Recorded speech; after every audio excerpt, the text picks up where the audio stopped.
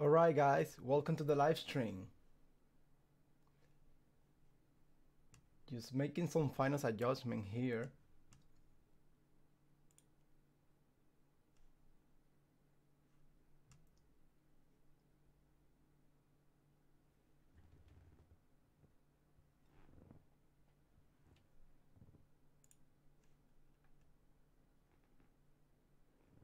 Hello Swiffy.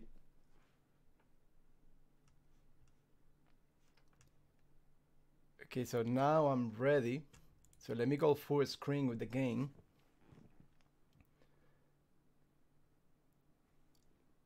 How's your days going, Swiffy?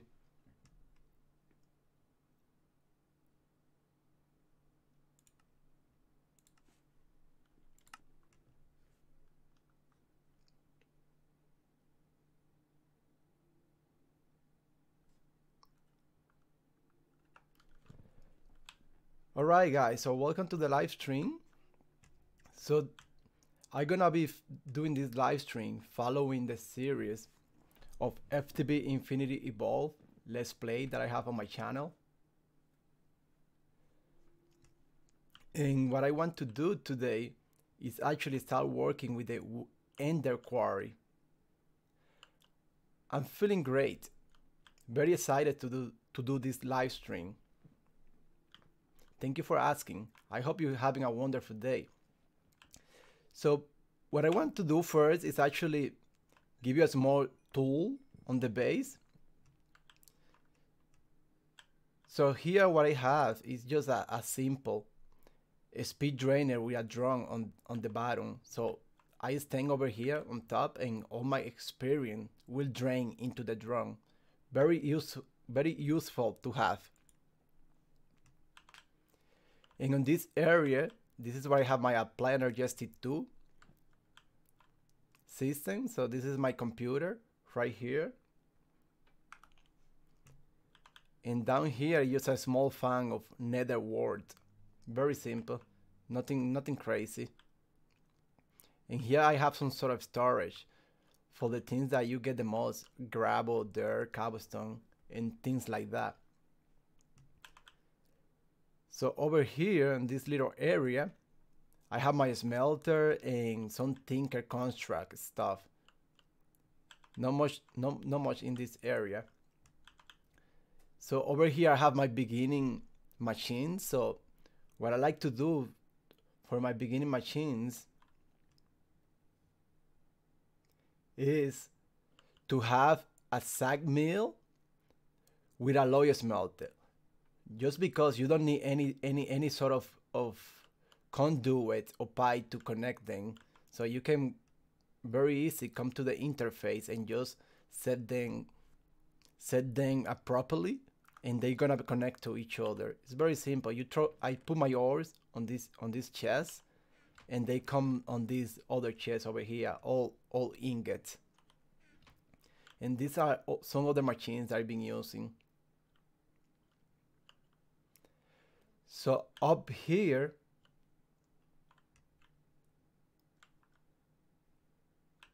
in this area, what I have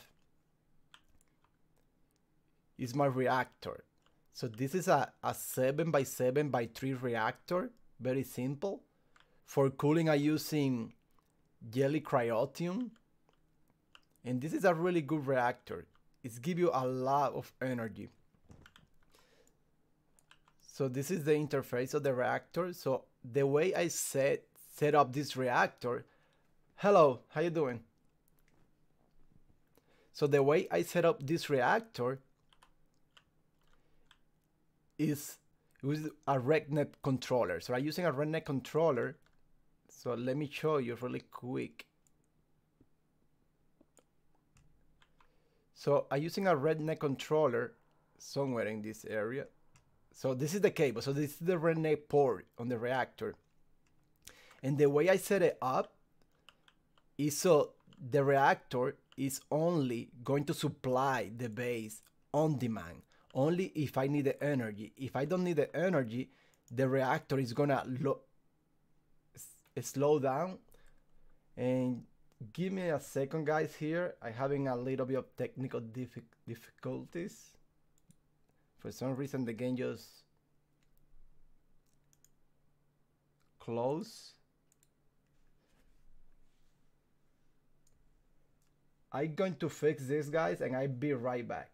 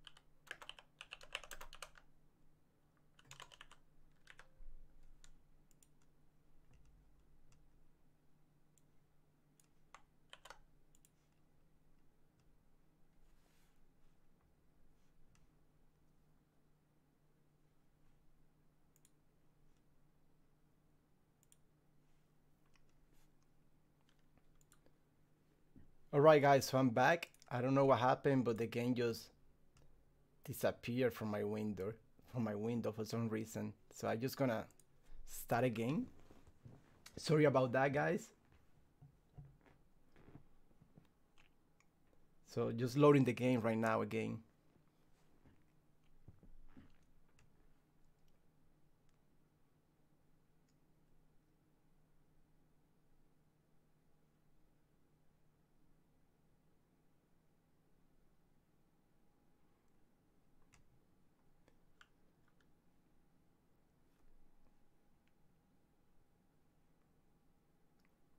Okay, so as I was saying, so I'm using the redneck controller to control the reactor. So this is amazing, what you can do with this redneck controller. So right now, I'm using 50 RF in my base. And what this does, it doesn't allow the reactor to use more energy that it needs to supply. So it only allows the reactor to supply the base with what it needs. So for example, if my base is using more energy, so let me charge this capacitor right here really quick. So if my base needs more energy, like it's doing right now, it's charging that flux capacitor, you can see how the energy is increasing on demand. This is gonna help you at the beginning saving on those yellorium, especially when you are mining and you don't have a quarry. And when it's done, so you're gonna see now it's gonna start slowing down because this is probably already full. So this is already full, so now you're gonna see how the reactor is gonna drop. So you see how the energy usage is now going down. This is a really simple setup. So if you come to the redneck port here, it's as simple as placing this, the energy amount, place it on one of the channels, and the rod, this one right here, place it in another channel. That's all you have to do over here. And then you place your cables from redneck cables, place your redneck controller, and over here all you have to do is having an input and output down. And I'm using down, the D stands for down. I'm using down because this is what I'm connecting the redneck controller cables. It's on the bottom part. That's what I'm using down. And over here all you have to use is pass through. So on the orange channel, all you have to do is input and output and also down. And that's the whole configuration for these guys. Very simple, and is helping a lot. So the reactor is almost fully automatic. So all I have to do is place my yellorium here on this chest. And all the cyanide come down on this chest. Very nice and simple, guys. Very nice and simple. So to keep going with the tour on the base, so over here I have a Enderman farm. So I'm using an auto spanner and a grinder, powered with mob essence. Very nice and simple. So this is the output. I already have other mob that I already captured, so I can use it at any time I want. So since I'm using an auto spanner, I can go and swap the Enderman for any of these other mob at any time. So the way I get in mob essence is another small farm that I have here, and it's very nice and simple as well. So let me show you right here. So these are some essence berry. If you get some of those, you get those while you're mining. So if you get some of those, you plant it there, and then they every now and then they're gonna give you some essence berry. And I have here a harvester. The harvester harvests the berries and send it to this cache. And from that cache, I have an autonomous activator right here. And I set the autonomous to right click the essence berry, as you see over here. So if the autonomous activator would have any berries on it, he would right click it, and a small amount of experience will drop on top of that sewer that I have here. And that sewer is gonna convert the experience into mob essence.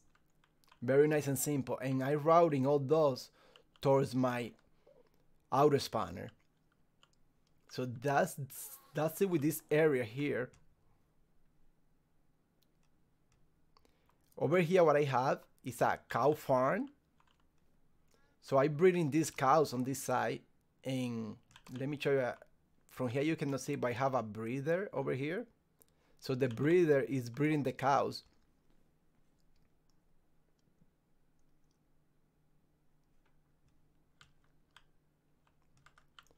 So the breeder is breeding the cows, and I have a chronotyper here, and I set it to move babies.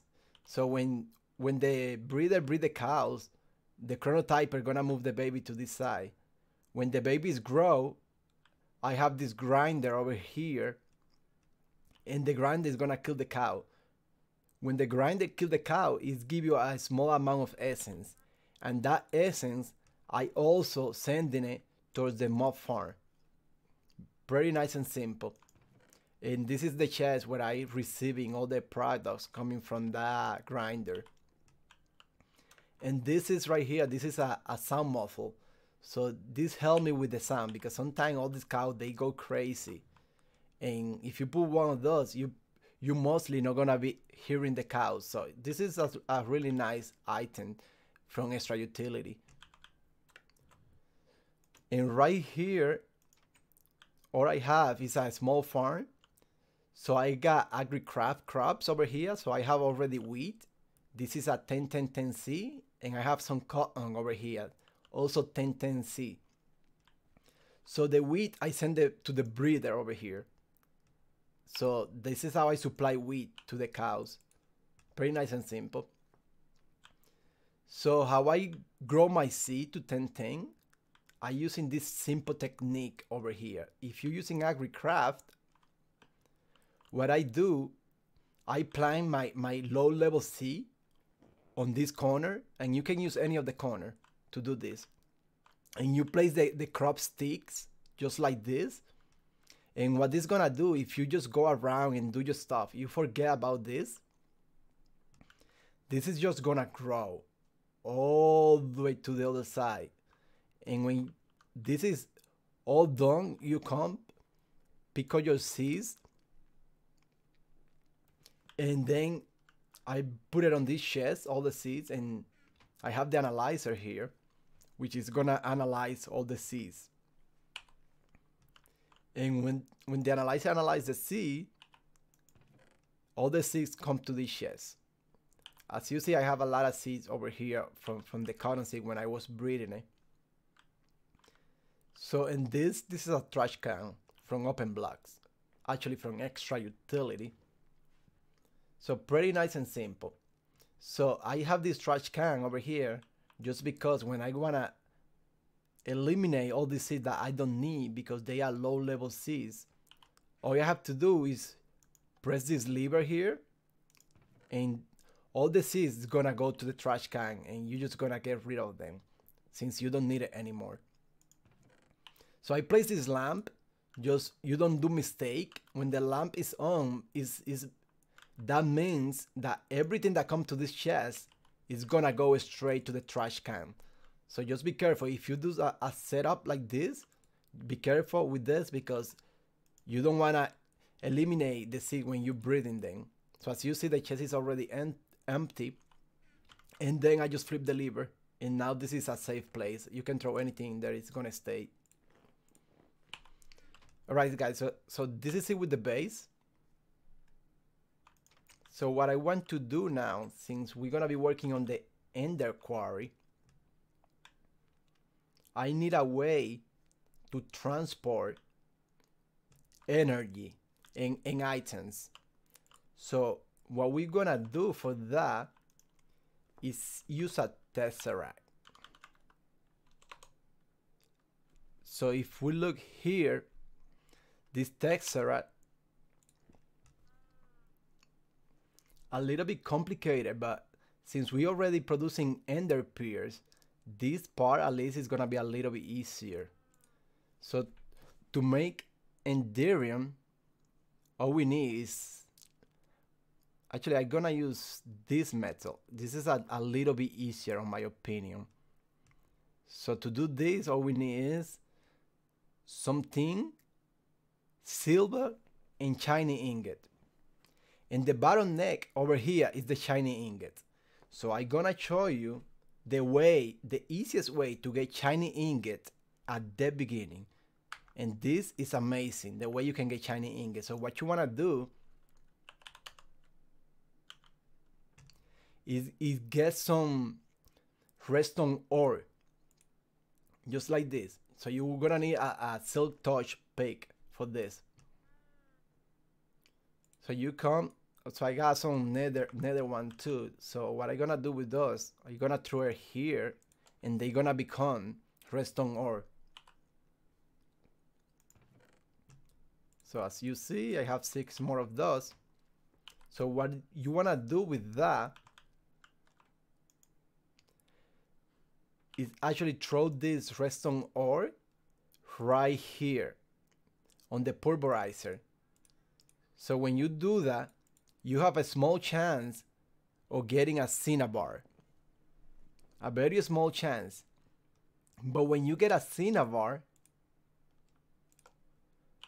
you can come here. If you have an induction smelter, you can place the cinnabar with ferrous ore. So that's, I always recommend it, to keep your ferrous ore. Never use it until you get this induction smelter and you get the cinnabar. So you put the cinnabar here, and from every ferrous ore you're gonna get 1 shiny ingot, and that is amazing.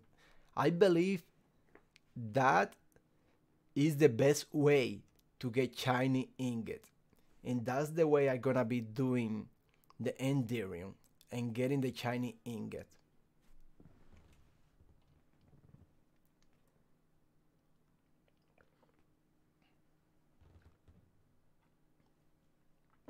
So just waiting on this. So if I check here, I have few more cinnabar. So now I have 10 shiny ingot. And now let me get some tin ingot. It is. And silver ingot. Some more silver ingots as well.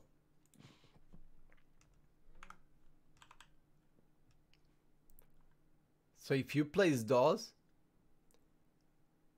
over here on the alloy, on the smelter, alloy smelter,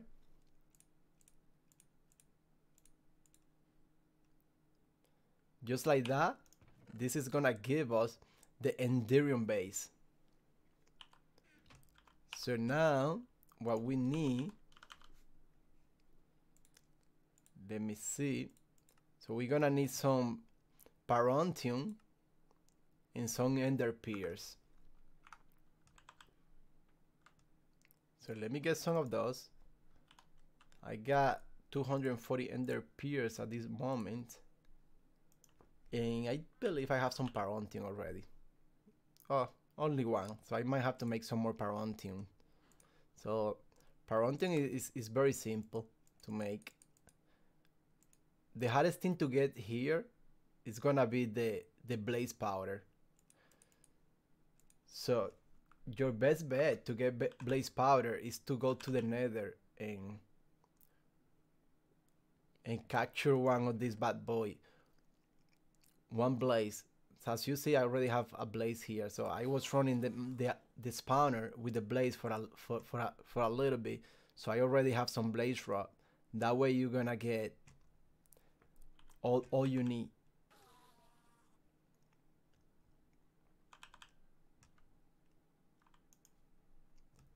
So let me throw this in here. And let me search for Parontium again. And what do we need? Blaze rod.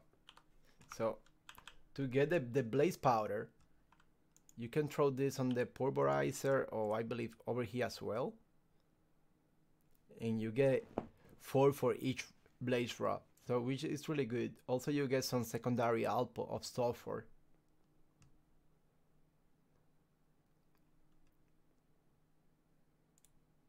Really good.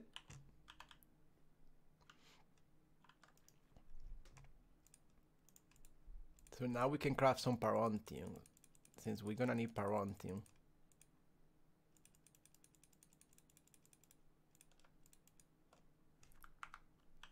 And hopefully the Enderium base is already ready. So it's ready.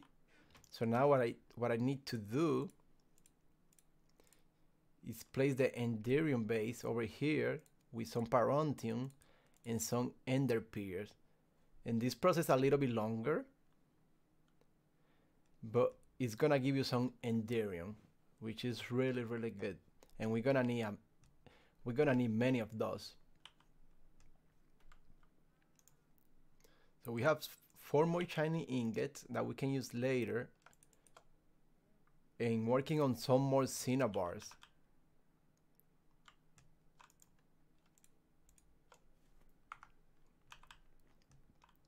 Let me go to sleep really quick.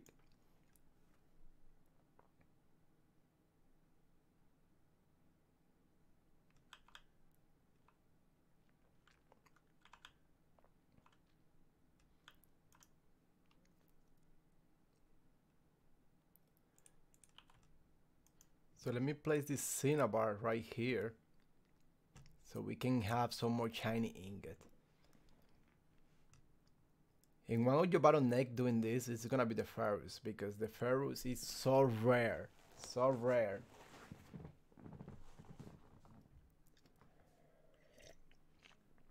But I think for now, I do have more than enough. Yeah, I should have more than enough for now.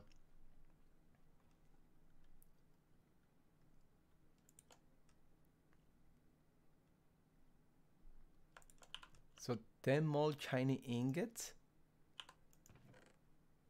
We have 6 Enderium already so far. Working on some more. Perfect. And I believe I have some Enderium already. Yeah, I have 6 of them. That's gonna help out a little bit. So let's check the Tesseract again. So we already have the Enderium. Now we need one of these glasses. And I'm gonna go for the fuse quartz glass, because I think I have a bunch of quartz over here. Yep, I'm gonna go with that. So we're gonna need a alloy smelter for this one as well. So have to wait on this to finish.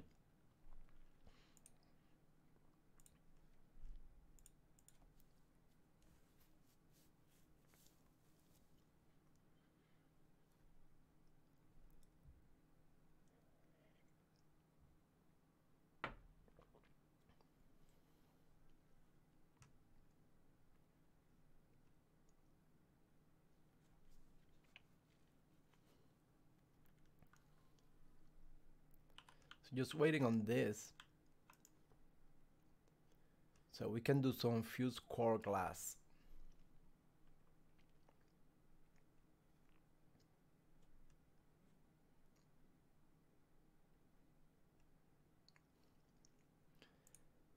Very nice. So some fused cores in here, and that's gonna give us fused core glass. Very nice. We're already having some fuse cores over here, so we can start working on the Tesseracts already.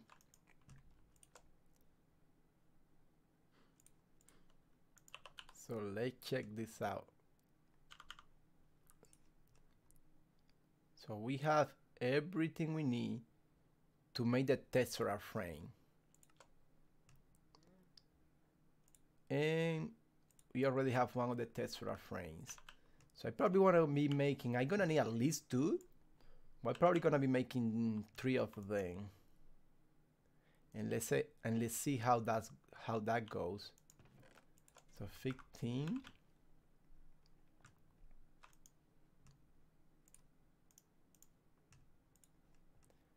So another Tesseract frame. So I'm actually gonna have some more of those.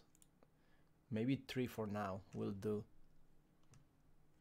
So next step, building these Tesseracts.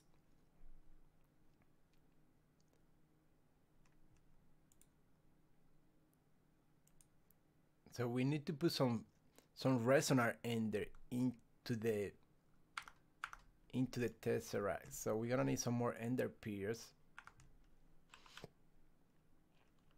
So just gonna place the ender peer on a magma crucible. And if you have a fluid transposer on the bottom, all the resonant ender is gonna come into the fluid transposer tank. And all you have to do, place the tesseract frame right here.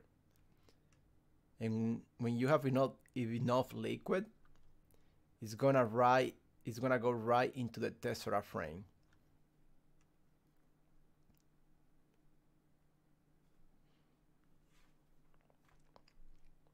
So we already have one.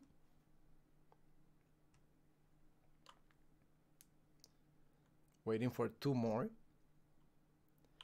And after we done the tesseract, I would like to do some storage as well. So since we're gonna be a quarry, we're gonna be getting a lot of stuff. So I'm gonna go with some deep storage unit. So this is one of the recipe for deep storage. Let me see if there is any other. No, these two. So I think I'm gonna go this one. And we're gonna need a resonant energy cell frame for this one, which is some Enderium and some Electrum. And let me see if I start making the electrons. So it's that simple. So gold and silver. So let me get that going. So I'm gonna need some gold. And let me get some more silver. So get some electron going. And I also gonna put in the alloy smelter. So you see how this machine is so useful at the beginning. I really love it.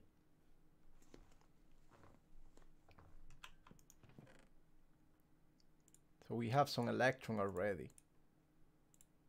And more coming.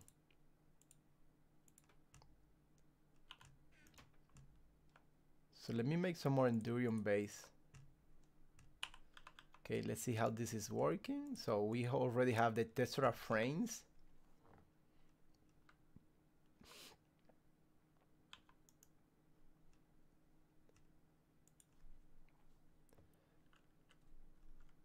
So let's finish these tesseracts.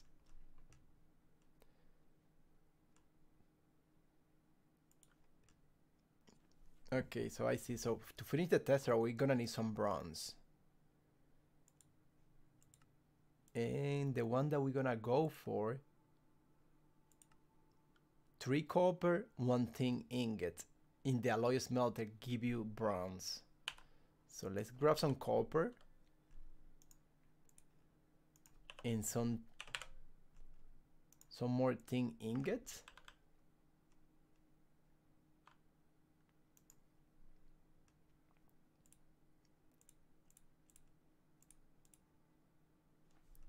There you go. So now we make him some bronze. So if you guys really like this sort of content, don't forget to subscribe to the channel. I'm gonna be doing live stream like this, also doing some Minecraft FTB series. So now we have some bronze as well. Very nice. So I believe that's all we need to make the tesseracts. Perfect. So now we have 3 tesseracts. So I will keep my tesseracts just like this, just because I'm not playing on my server, so I don't need to put a lag on my tesseract. So, but if you guys playing on a server, you actually want to do this, let me show you. If you play on a server, you want to place a lag on your tesseract so nobody steals your stuff. So let me show you. So this right here. So to place the lag, you're gonna need some Cinnalon ingot. so you can get some cinnamon nuggets. And this is how you make the lag. Very simple. And you just craft it like that. That you're gonna place a lag on your tesseract, so it's the only one that is going to be able to access that tesseract is gonna be you. So I recommend, if you're playing a server, go ahead and continue doing the lag. But since I'm playing single player, I'm not gonna need it. So I'm just gonna keep it just like this. A little bit easier for me. So what I wanna do with this tesseract, this is gonna be my tesseract with the main power. So I already have this set up over here. So I wanna do place my tesseract, and I'm gonna set this one to send energy. That's what I need to do here. And also need to make a channel. So I'm gonna make channel 1, and I could say like main for now, and just add the channel. And the tesseract is already, it should be working. Everything should be working. So if I place a tesseract somewhere else, I should be receiving energy from the reactor. Very nice. And I have two more here. So one of these tesseract is going to be for the quarry, and the other one I probably gonna use it for something else. Not sure yet.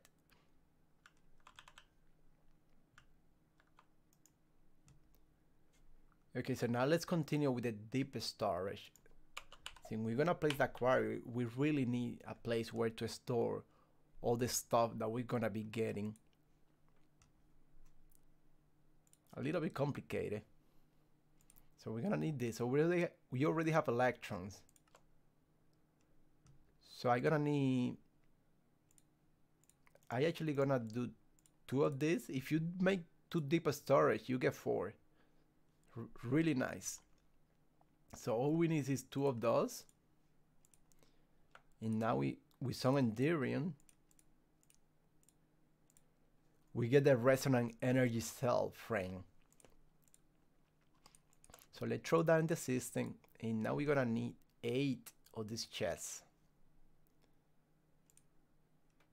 So I'm gonna go with this one, some invar and tin ingot, and this is gonna give us a hardened strand bags. And we need something else, of course. So we need some regular chests. So let me make a few of those. I think we're gonna need 1 more.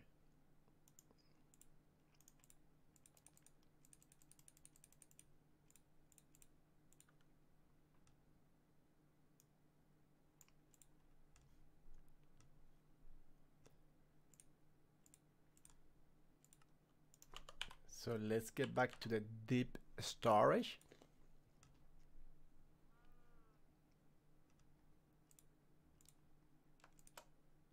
There you go. So we're gonna make 8 of this, and we're missing some resources now. So tin, let me see how we're doing on tin.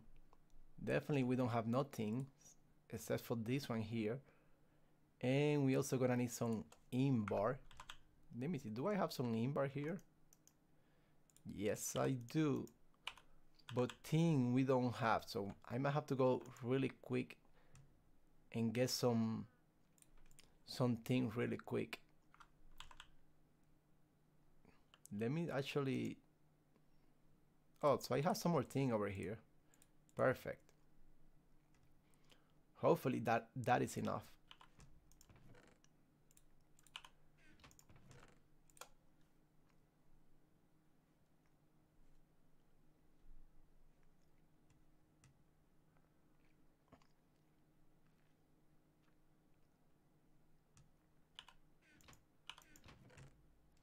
Eight more. Let me go to sleep really quick.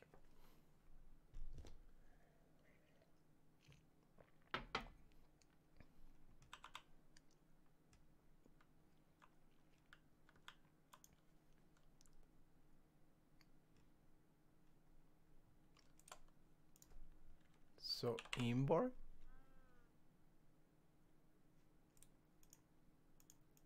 And one more thing.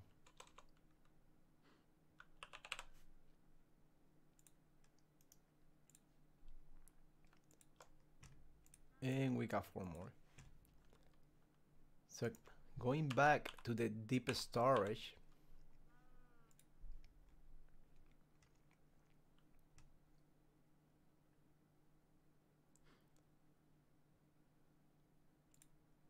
so we're gonna need the reinforced strand bags as well.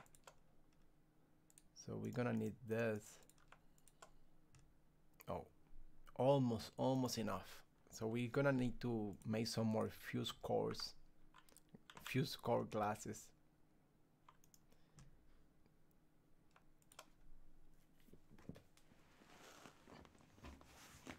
Yeah, I know these recipes are very long and complicated. You have to have a little bit of patience crafting all this stuff. So one more, right? So let me go. That's 8 of those. And that should be enough for the deep storage. No, we're actually missing plastic sheets. So we're gonna need 8 of those. So 8 deep storage we have.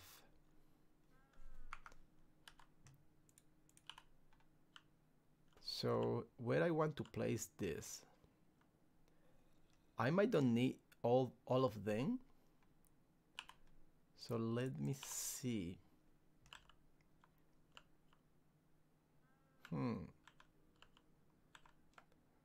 I'm gonna get rid of that one.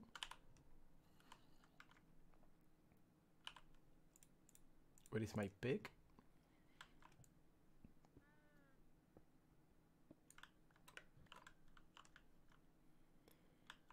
And I might place those over here.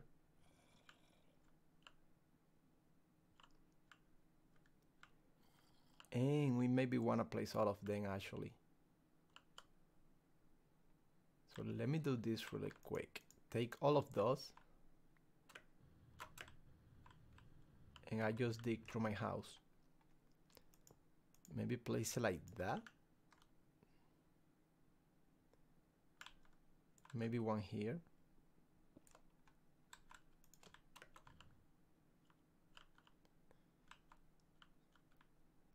I place that one on the other side. I think it's gonna look better like that.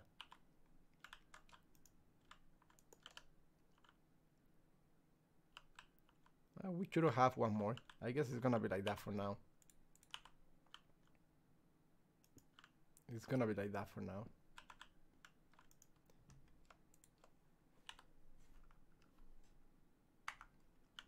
So to connect all the storage to the system, we're gonna need some bus storage from Apply Energetics. So let me go just place this right here on the meantime.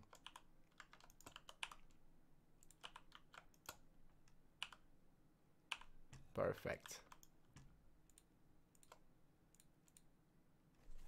And I think we're not gonna need more Endurium for now, so let me put this away.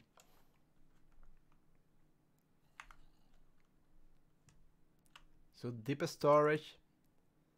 So we should work now in a way to connect all this to the system. Actually, just gonna destroy all this around here because we're gonna be working with this.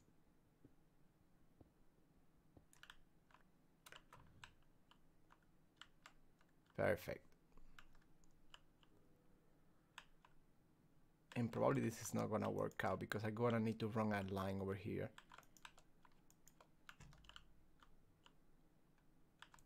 So just place one more here, I guess.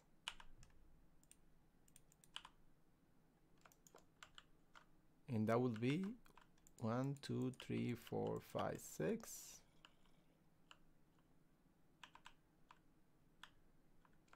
Place one here as well. Just in the meantime. and one here.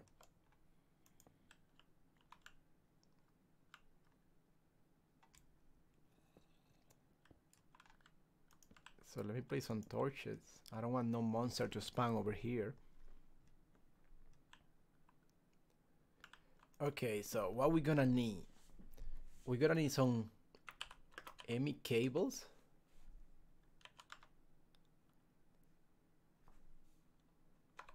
Or ME glass cable. Actually, let me check Apply Energetic to see which cable we're gonna be using for this. I would like to use a smart cable for this. I can control the channels on Apply Energetic, because that can get really complicated really quick.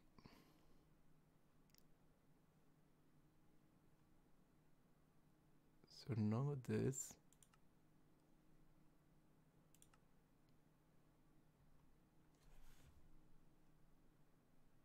Where you are, just let me put smart cable. It should be this one. Yeah, this one it is. And for this one, we're gonna need some wool. So let me make some more glass cable. Perfect, we got enough. Maybe make some more. Wrong one.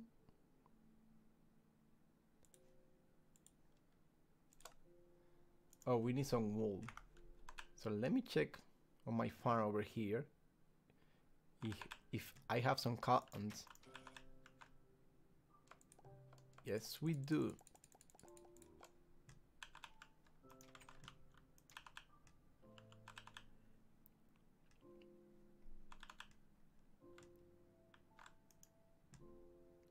So with this cotton, if you place an apparent and in a 3x3 grid,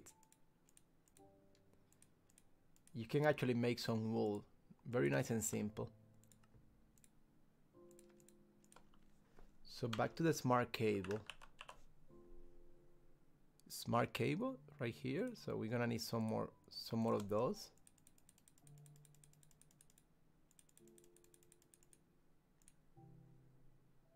That will be enough, I guess. And we're gonna need also a interface. So that is that. We're probably gonna need more than one, so I'm just gonna craft two in the meantime. And now some bus storage.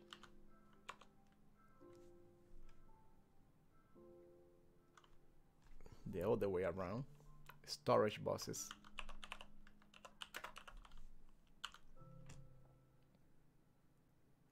So ME storage bus. So we're gonna need for this some pistons and some more interface actually.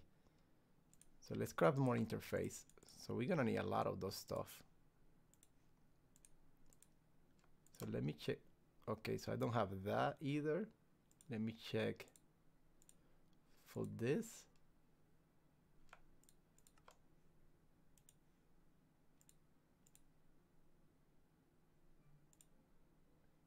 So I have to grab some logic processors, so we're gonna need some silicon, I guess. Silicons, and we're gonna need some gold and redstone as well. So let me go craft those. So I'm gonna need the press too. And which one is the gold one? I just take everything just in case. I don't remember which one is the gold one.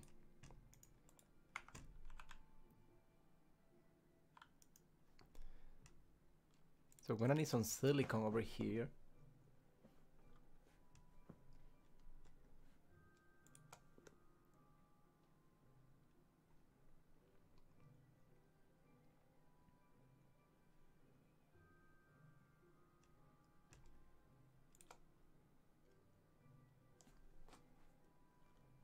So let's try with 5 to see if that's enough. It should be more than enough. 5 should be good enough.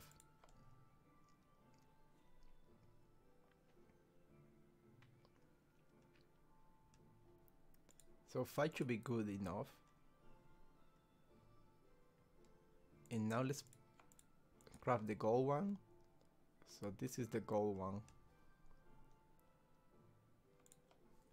So let me place everything else away. I don't need none of these plackets anymore.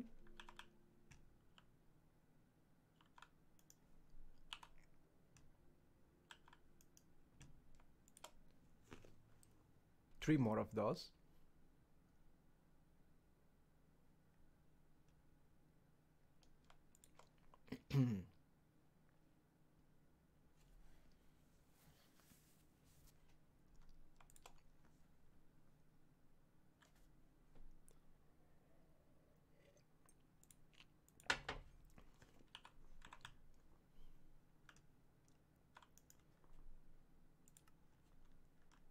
Oops, not done yet.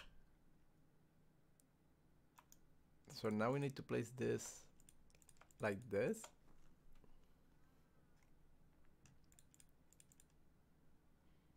And now we get a logic processor.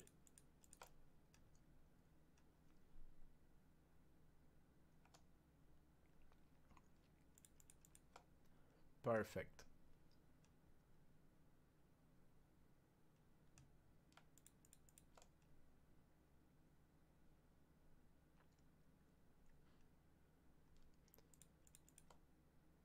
One more.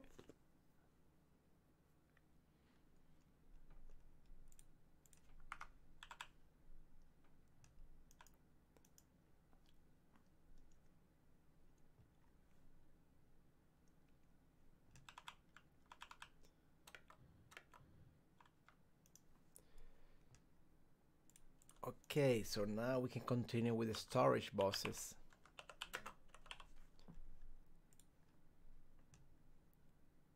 So let's craft some more interface. So what I was missing, oh, I need to craft this stuff first.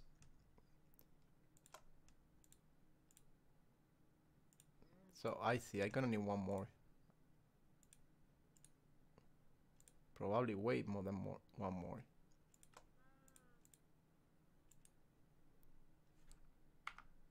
Yeah, let me craft that really quick.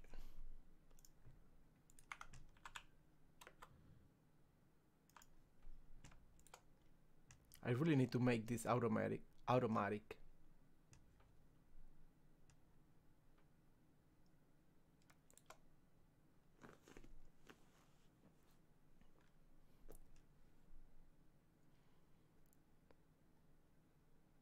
So let me just make a few more of those.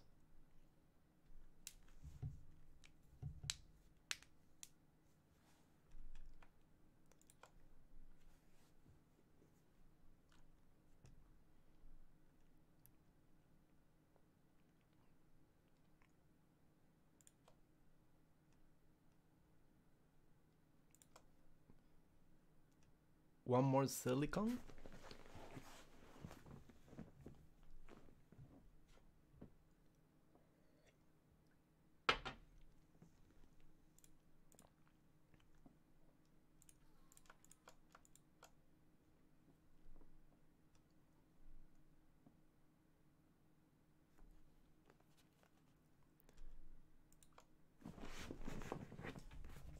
So after I finish with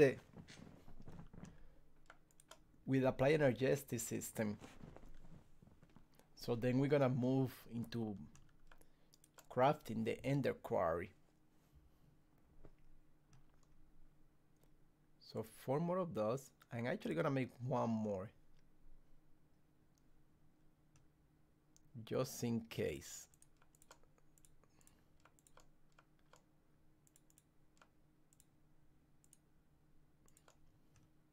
Not you.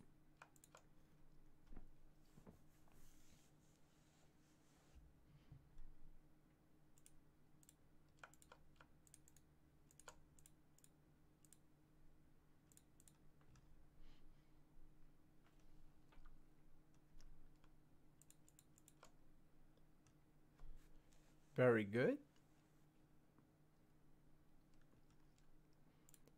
This is not really hard. This is very simple. Just take a little bit of time at the beginning, especially when these machines are running so slow.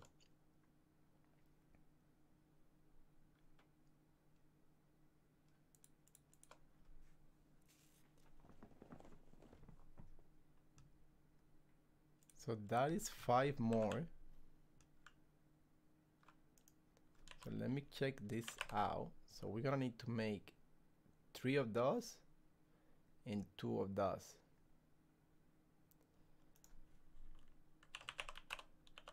So if we go to the interface, so we're gonna make 3 of those.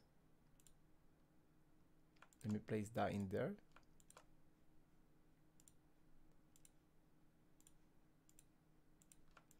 So 2 more, there you go.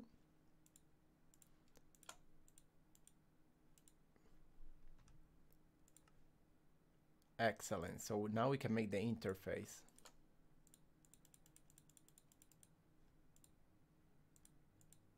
That's 8 of them. Now we can go to this. Actually, we're gonna craft some piston because we're gonna need piston.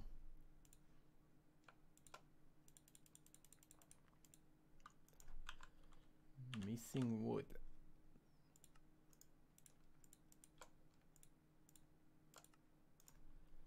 Back to pistons.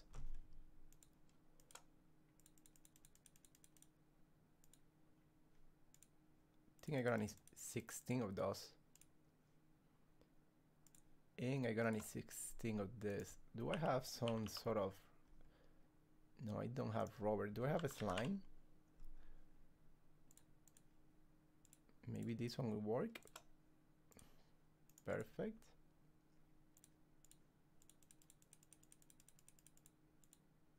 And 8 of those. So now it's storage boxes.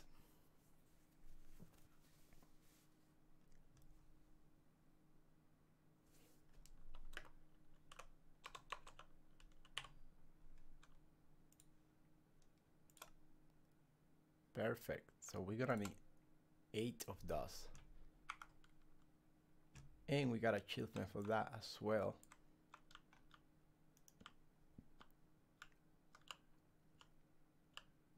Okay, so how am I gonna do this? I actually can only place 6 of those.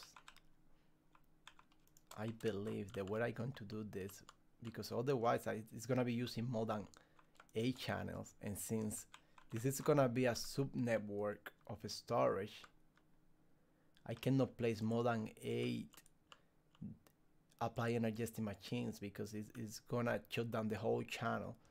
So 1, 2, 3, 4, 5, 6. I think I'm gonna go with 6 for now. So let's place those storage like that. Probably not gonna need those.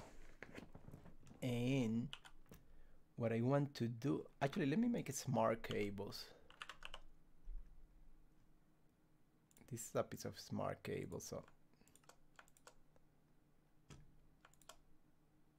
go in there and let me have plenty of them. So let me see, a smart cable like this, like this.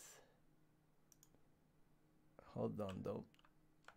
Don't go straight to the system just yet.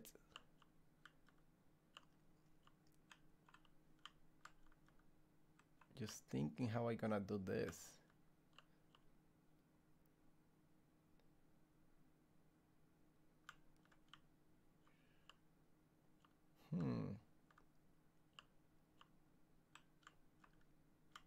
Actually gonna need another storage bus.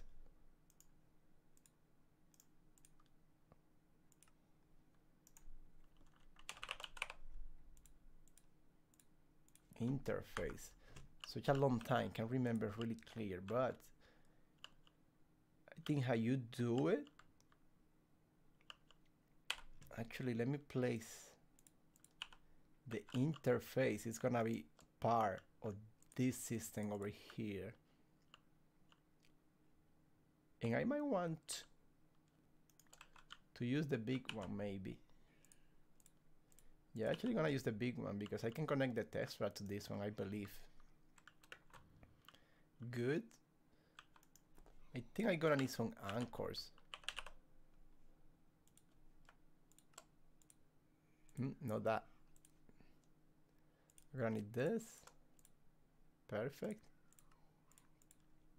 And now let me make some anchors.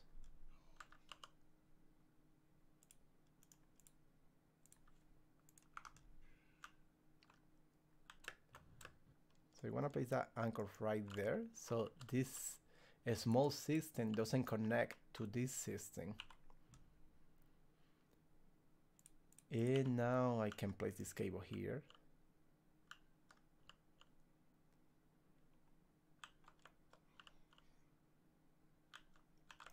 Just let me grab this really quick.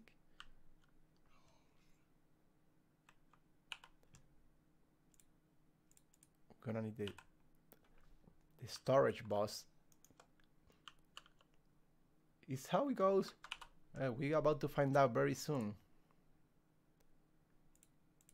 And the interface goes like this.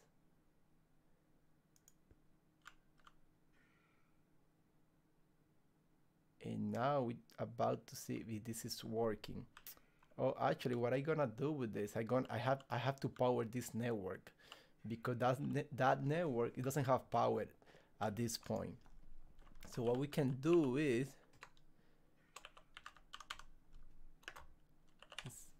what is the name of this thing? It's glass fiber. So let me check apply energy ST.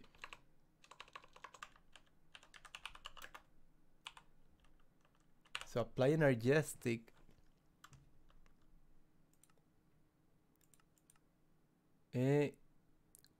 coarse fiber, that's the name.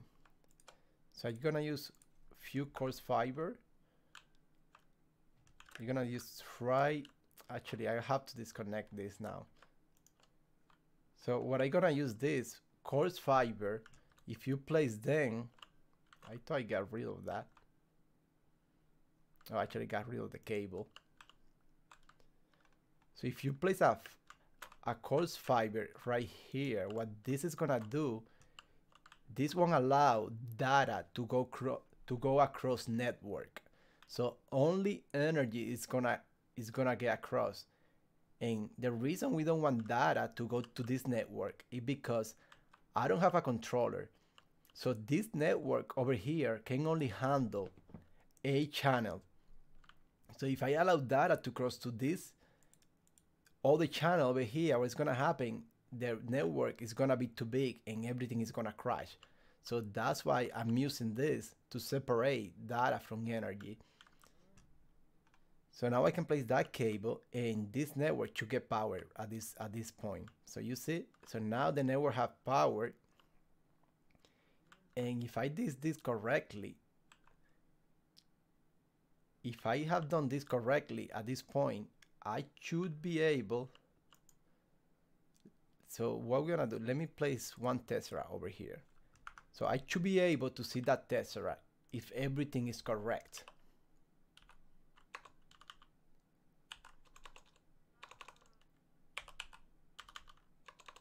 So something wrong. So I believe I know what it is. So let me check again. Let me place that in there. So I can see it. So I believe what I did wrong.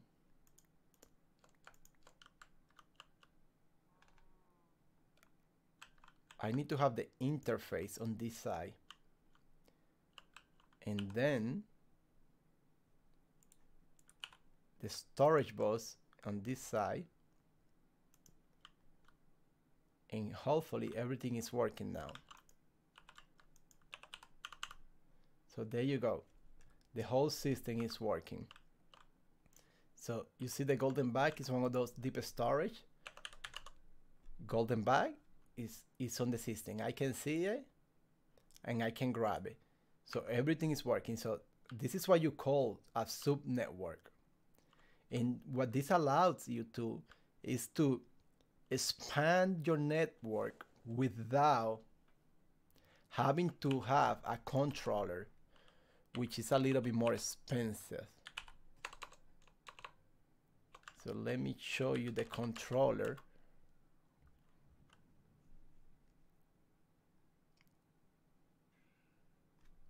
If I can find it somewhere in here. It's right here. So this is the controller. So it's not crazy expensive, but if you play like other servers where they have more expensive recipe, that could change, and this could help you a lot.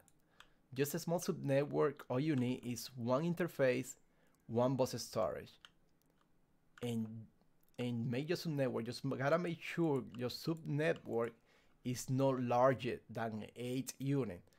As you see, I have on this network over here, I have 1, 2, 3, 4, 5, 6, and the interface is the number 7. So I actually can place one more deep storage, and actually gonna go ahead and do that. So if I want, I can place one more deep storage. I'm gonna place it down here where nobody see it anyways. And I need one more bus storage.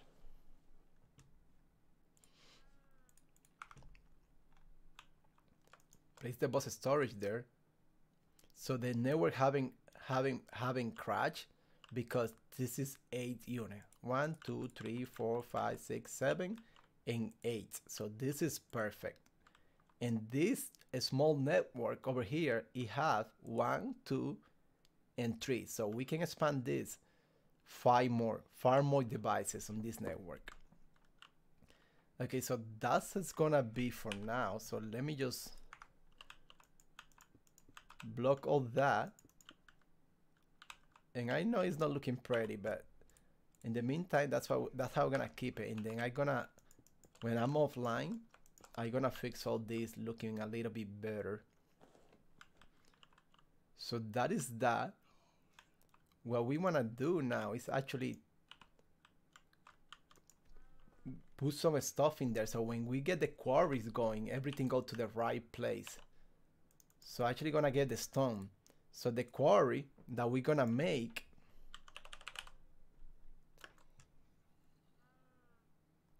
didn't I have more stone here? I'm pretty sure there was more stone.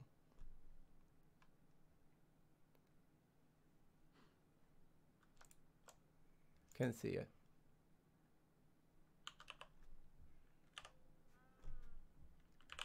It's right here. Okay, so what I wanna do, I wanna make sure all the resources are going to the right place, because the one that we're gonna get the most, we want them to go to the deep storage and not in the system, because this system can be overcrowded really easy. It's really small. This is only 1K storage. So what we wanna do, get this tessera out of the way, and I wanna place a stone here. So now what you wanna do is make sure over here on this bus storage, actually just first go here and set your priorities. So you wanna put a stone here, so only a stone can come into this storage bus. And you want to set the priority a little bit higher. So all the stone, when you throw it in your system, go straight to this one here. And you want to set the priority higher over here as well. And if everything is correct, when I throw a stone over here, they should go straight to the deep storage.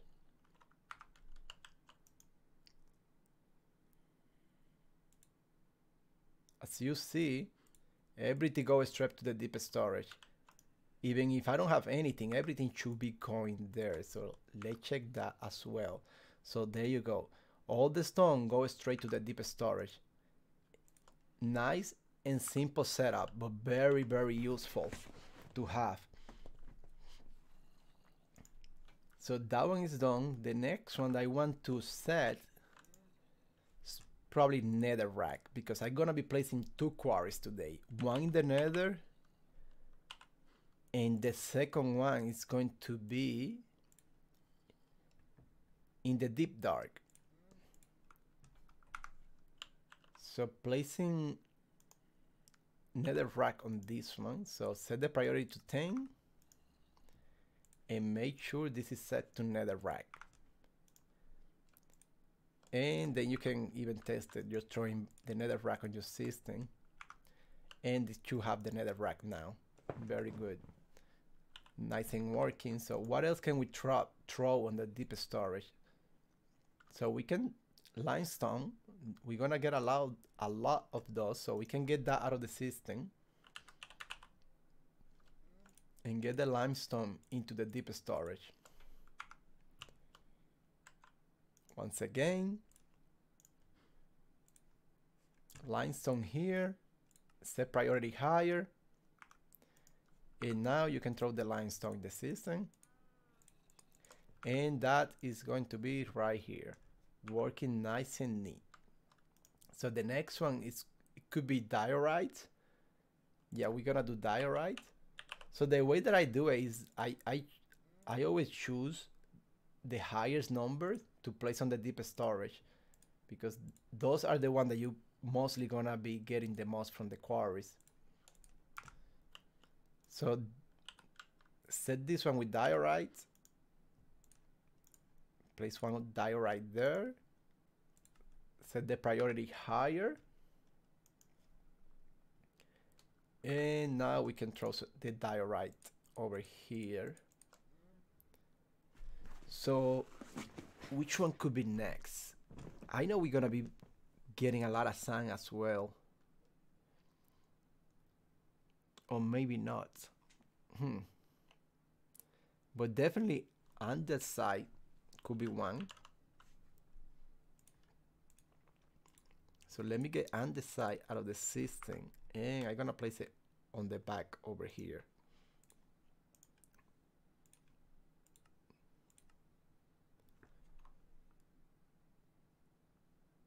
Set the priority, and this one should be good to go. Throw the andesite. Perfect, nice and working. And the next one will be granite. We can use granite, and definitely gravel as well. So one of this is gonna be for granite.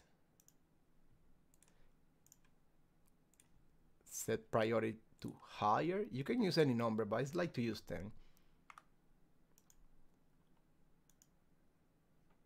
Set the priority.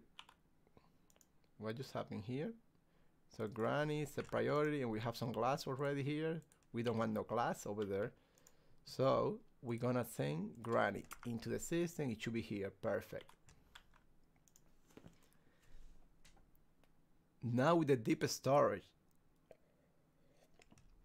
with the last deep storage, I'm gonna set this one to gravel, because I know for a fact that we're gonna be getting a lot of gravel. So let's place gravel in here, set the priority, and send that to the system, perfect. And we should have gravel over here. So all the deep storage are set. They working nicely. So that's how we're gonna get everything into our system coming from the quarry. And as you see, the system was already cleared out a little bit as well, since we got all the stuff out of the system. So next stop is going to be actually crafting the quarry. So let's check this out. Ender Quarry. So what do we need for the quarry?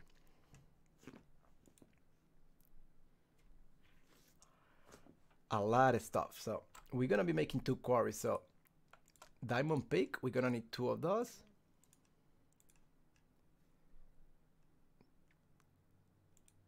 Ender infused obsidian, so we're gonna need quite a lot of those. So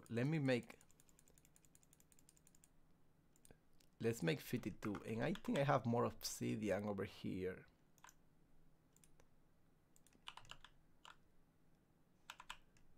Hopefully this is enough obsidian. So let's get back to the Ender Quarry.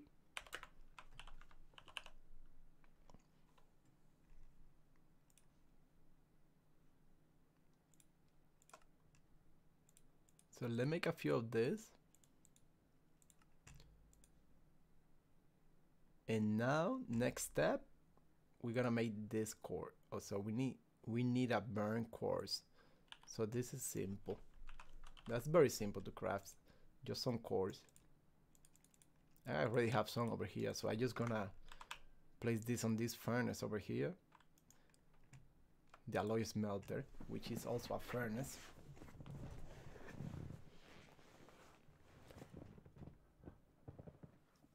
So guys, if you like this sort of content, don't forget to subscribe to the channel. I definitely gonna be streaming videos like this, and also go and check the channel around.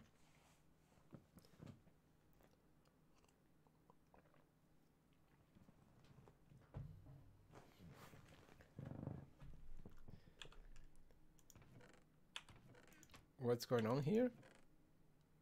Oh, I see what is going on. Because this is set for buff mode, furnace and alloy is actually acting as if it would be a furnace. I mean an alloy machine, so it gave us glass instead of burn cores. So it's cool. We just have to place it to furnace mode, and now we're gonna need some more core. Just let me get this over here. So now we're gonna be getting some burn cores.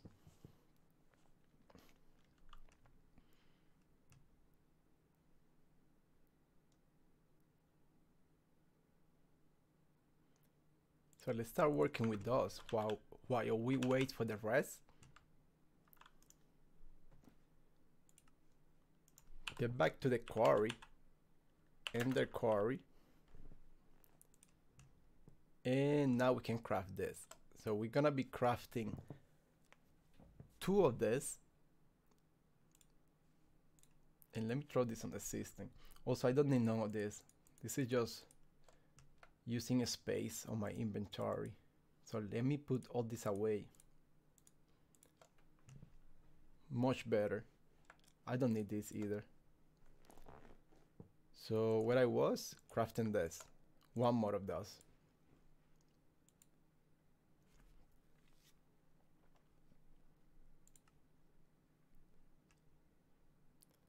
So perfect. Now let me go with a pump. So we're gonna need lava and water buckets. Also, we're gonna need pigs. So maybe we're gonna need 4 of those pigs.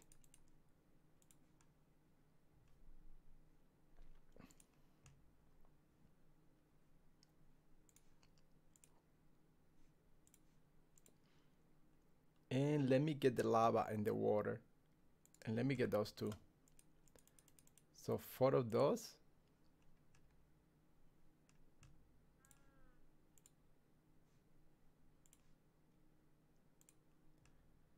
Okay, we should have diamond, we have that, we have that, we have the pig, we have that. So just missing the lava in the water. So do I have any buckets in here? So let me craft some bucket, make my life a little bit easier.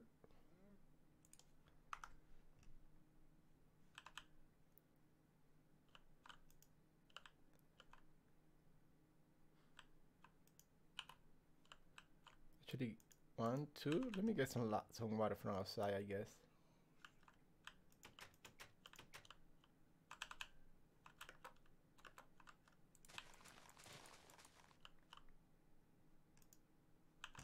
Perfect. What are you doing there?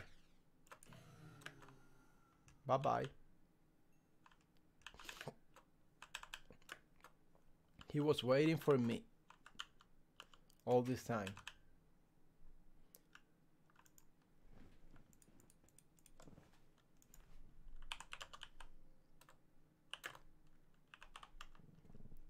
So Ender Quarry.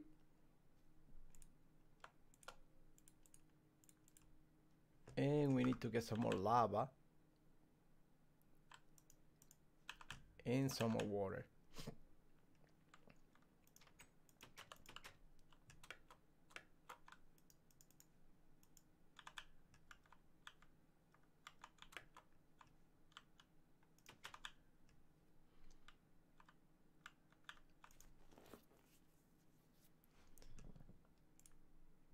One here and one there.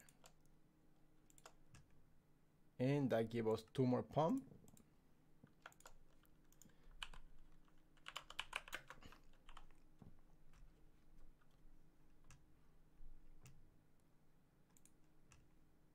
We should be able to craft the quarry now, I believe.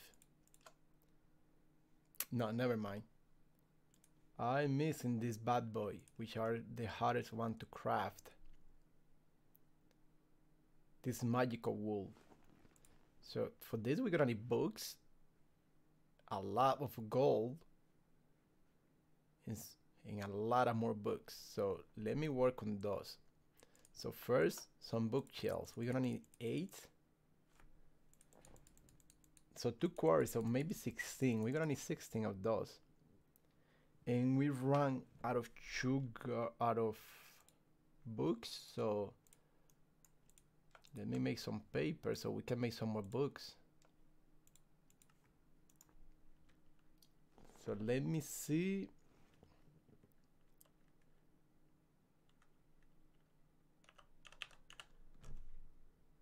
Crafting some more books.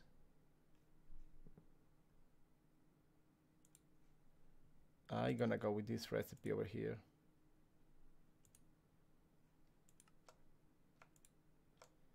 And those are not gonna be enough either, so I might have to go get some sugar canes. 16 of those. Yeah, I'm gonna need some more books. So what I'm gonna do, I'm gonna get some sugar cane from here. Let me go to sleep really quick.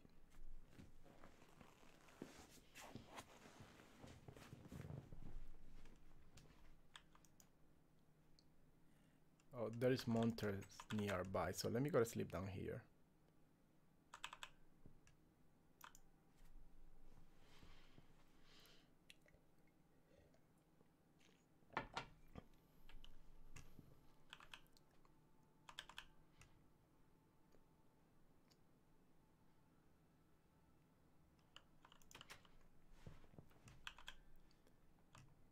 So do I have my watering can here? And let me make sure there is not a creeper around here, because there is always one. There is always one. Okay, so it looks like we are safe. So just let me grow this a little bit. This is gonna give us also a little bit of sugar cane. That's what we need, so we can craft more books.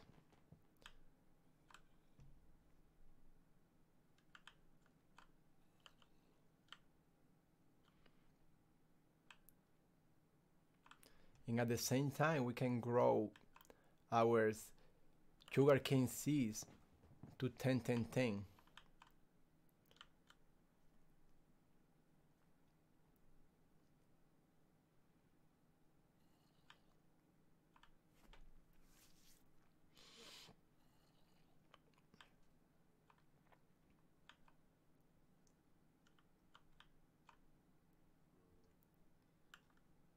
It takes a few minutes just to do this.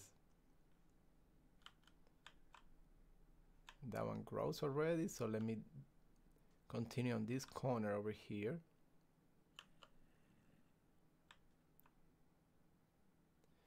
That one grows as well. So let me grow this corner over here.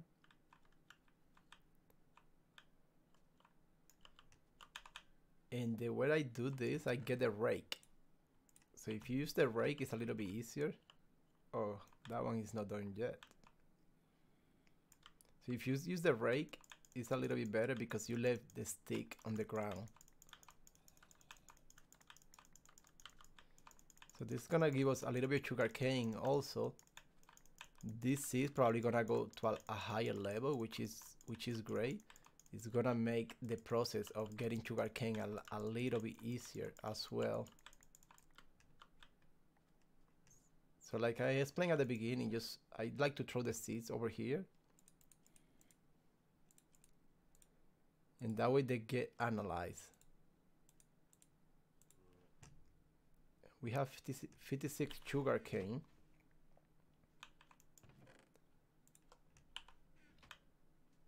Yeah, and then you have to replace the crop stick again, so you can repeat the process one more time.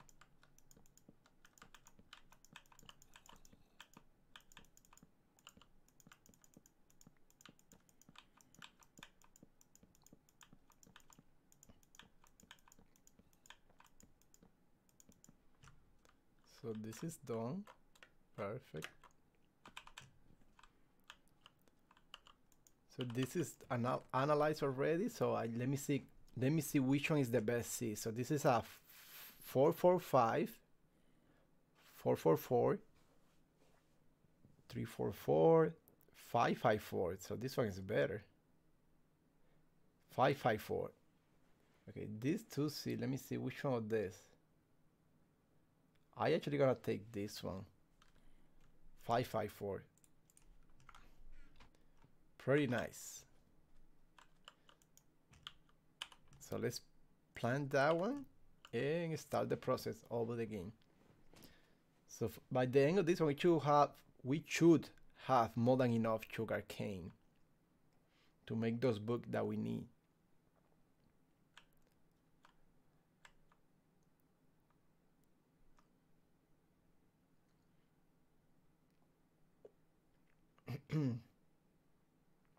Excuse me.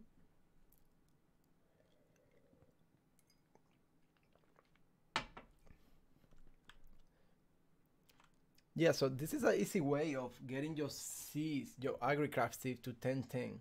Very nice and simple.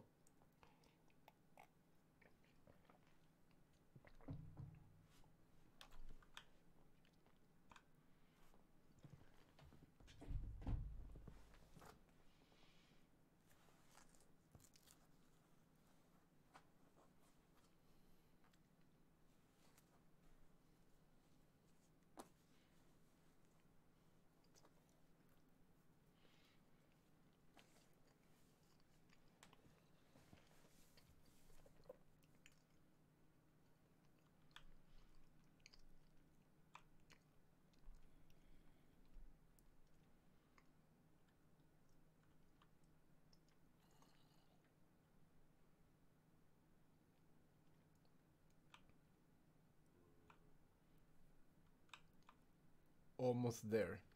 Almost there.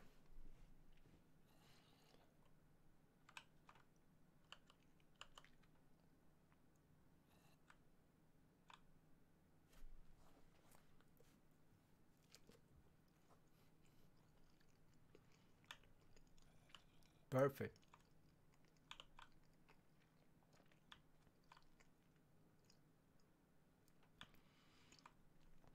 So yeah, this is a very simple technique to get the AgriCraft seed to 1010. Once more, I encourage you guys to use this technique, not only because you can come here with your watering can and grow them a little bit faster, but also because you can just leave them on their own and they're gonna grow on their own. When you come back, the whole plot is already full, and all you have to do is get the seed and analyze them and get the best of all of them.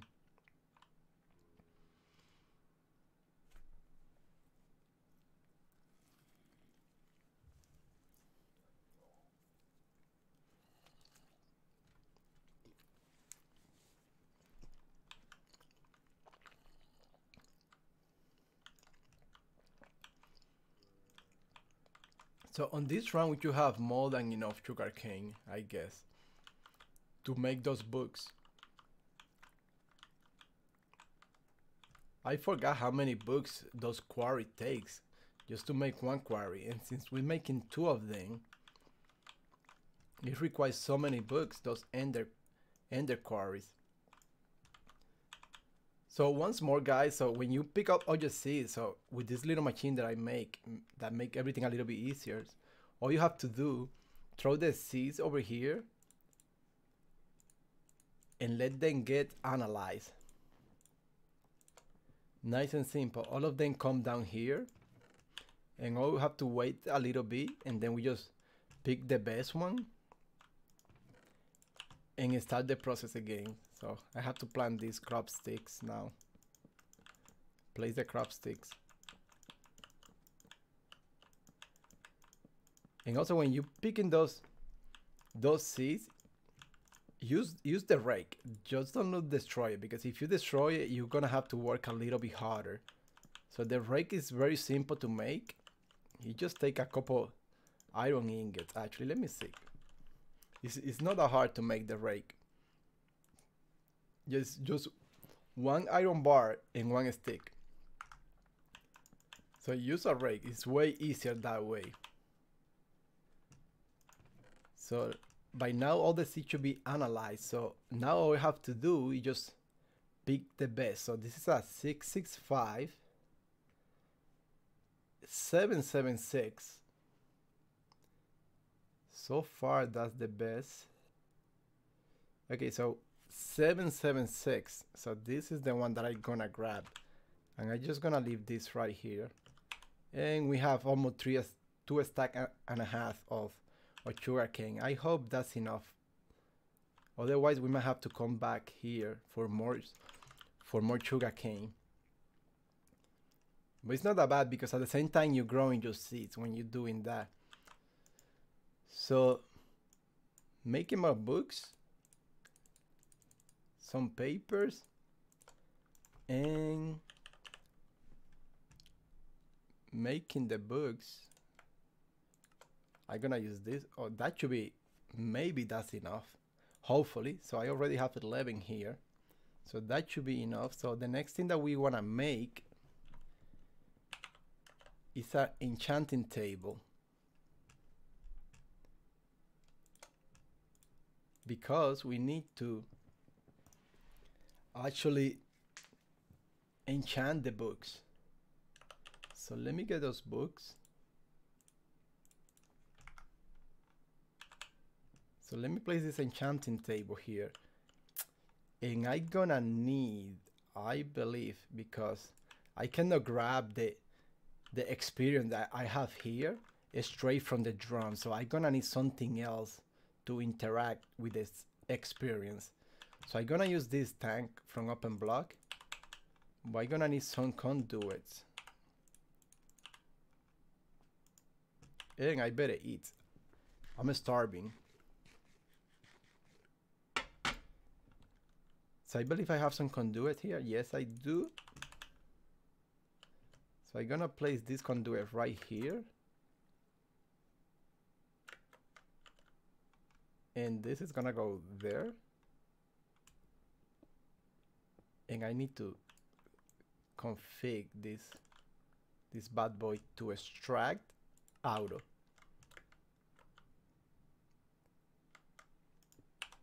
Just let me place these blocks over here.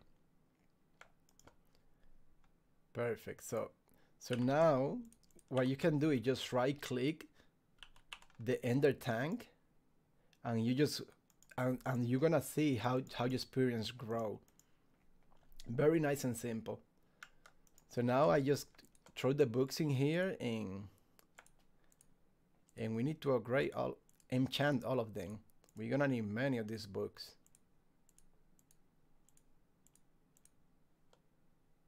And we already run out of experience. That was quick. Empty hems for this. So let me grab 15 level more. Enchant all these books.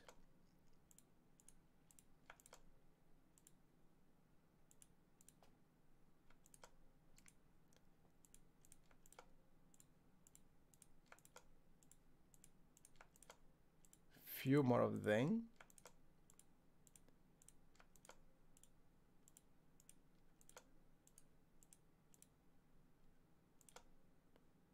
Okay, so let me go and drop this on the computer.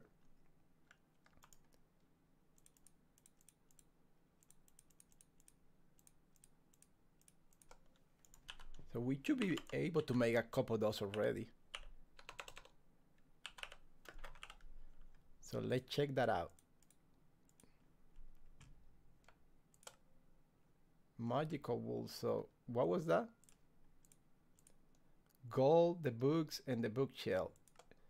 It looked like it's not gonna take the recipe automatically, so might have to do a manual. So place the books.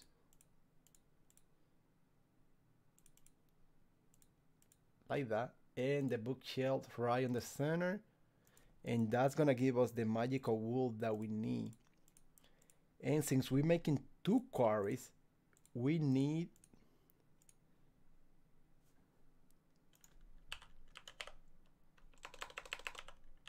don't I have more books? We need a lot of more of those. So we already have 3. Let me go to sleep really quick so monster doesn't spawn around me.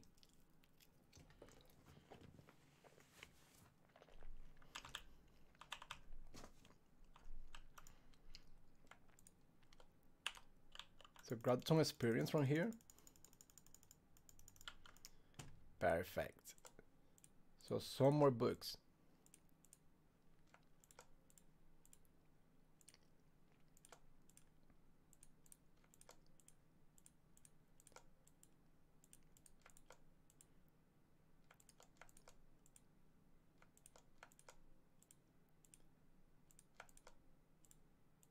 Almost getting there.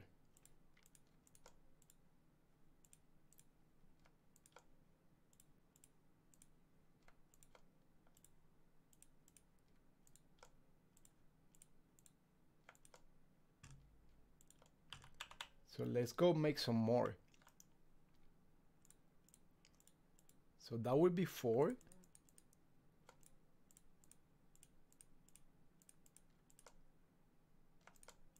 5, 6, 7.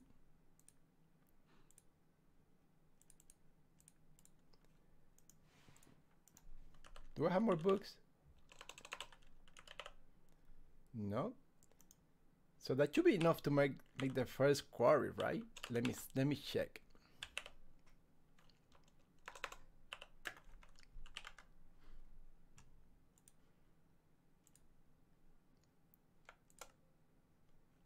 I thought I craft a ender eyes, but no, I didn't actually. So let me craft the ender eyes. So what do we need? Blaze powder. 4 of those. 1 more.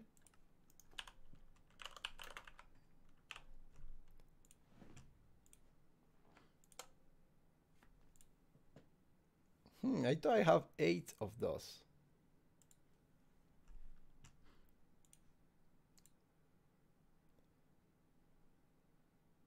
I guess I'm missing 1 more. Let's get to it.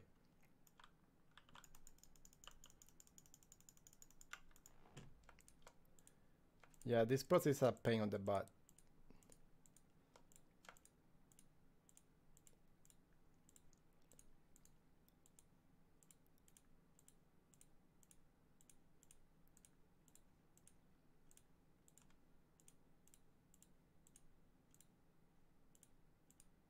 And I can remember, let me see, I can remember if you get like a big enchant, you get probably more magical wool. I cannot remember if that is possible. But I'm just gonna continue doing this way.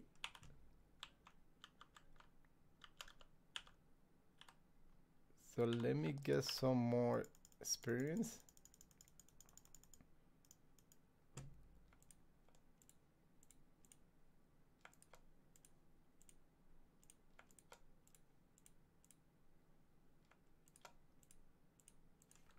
Okay.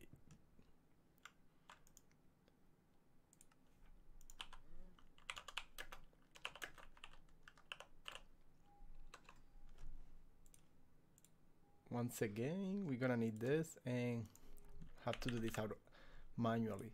For some reason, I don't get it. So like that, and I'm missing a bookshell.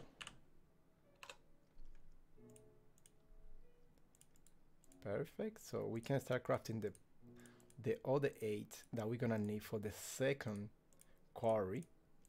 That's gonna be on the nether. So one quarry is going to go to the deep dark, and one, so 5 more we're gonna need, and one quarry is going to go to the nether. So 2 quarries is we're gonna place. So we probably can finish the first one.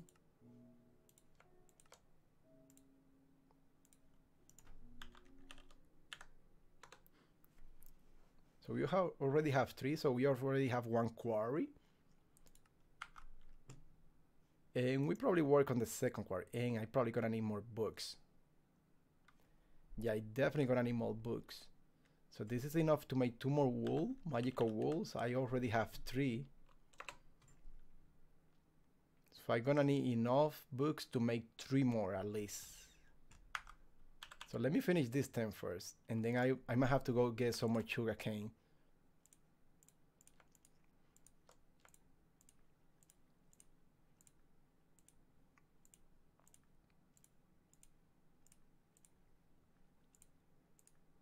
Perfect. So if you guys like this sort of content, don't forget to subscribe to the channel.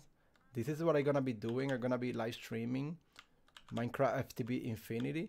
Also, this live stream is a continuation of my series, Let's Play FTB Infinity Evolve. In that series, what I want to do is actually make a fully automatic base with everything that you can possibly craft in the game, with every possible item. It's gonna take a long time, but it's gonna be a super base. I'm thinking about a huge base where you can automatically get everything. It's gonna be really fun. So every mod that is on this package, we're gonna be utilizing during that series of Let's Play FTB Infinity Evolve. So I know I'm gonna have a lot of fun playing that series, and every now and then I'm gonna be live streaming, so you guys can also be online checking what I'm doing as well.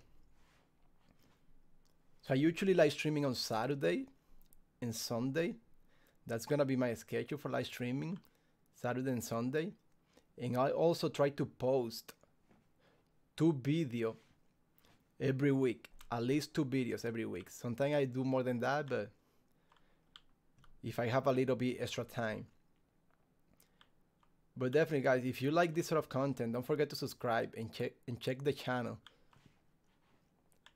So for you guys that just tune in, so what I'm doing now, I growing some sugar cane because I'm a little bit short on books, so I can finish the Ender Quarry. And I'm doing some agri-craft crops. So at the same time that I'm growing these crops, I also getting the sugar cane. I also leveling up my sugar cane seed to 10 10 10.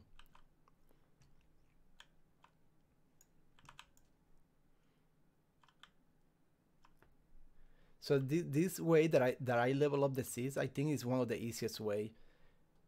Also because you can just let this run on its own while you're doing other stuff, and the sugar cane just spread through this whole lot. And all you have to do is just come back and pick all of them. Pretty nice and simple. So let me get my rake and get all the sugar cane. And if you use a watering can, it's even easier. So you can do it even faster, because with the watering can, they grow so quick. And the watering can is really simple to craft as well. So this is a small system that I make here. I have too much stuff on my inventory. So this is the small system that I make over here. This is why how I analyze my seeds. So I throw all my seeds over here in this chest, and they go through the analyzer and go into this chest after they are analyzed. Pretty nice and simple. All you need is a chest, a hopper. So this system is really good for the beginning because it's utilizing some hoppers. So it's really simple. So this is the analyzing another hopper into another chest. Very simple. And so you see how the analyzer is analyzing all the seeds. And this over here, this is a trash can that I have connected to a lever. If I flip the lever, all the seeds over here that I don't need, they're gonna go straight to the trash can, which is a little bit helpful. Make your life a little bit easier. So this is really good. Look at this one. This one is already 1096. Excellent. 886, 1097. So this one is even better.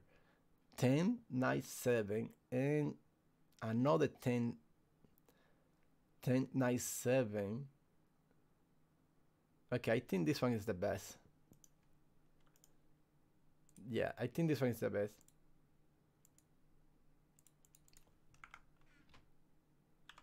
So let me plant this one right here, and also let me place the crop stick before I leave this area. So this sugar cane can start spreading. So by the next round, they should be 10-10 by the next round.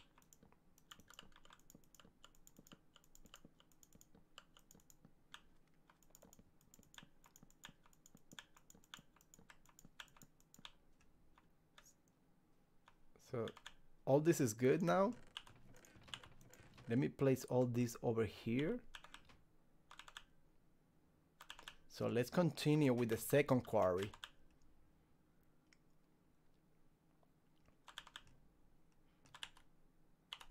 So we're gonna need some more books.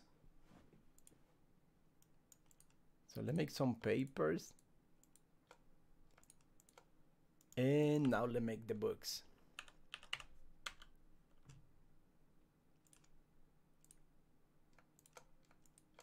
Hopefully this is enough. It should be more than enough. It should. So let me get some experience from here.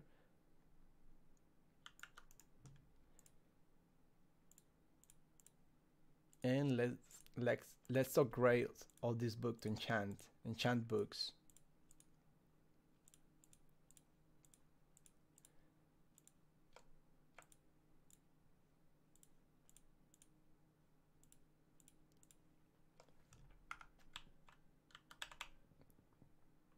So let's make some more magical wools. So we need gold, the bookshelves. So 5 more to go. 5 more to go.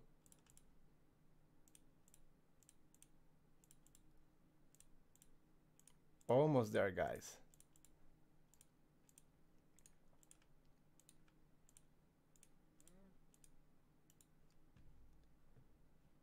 So how many magical wood we have? So 1 more. That's all we need. 1 more. So 2 more books. Perfect.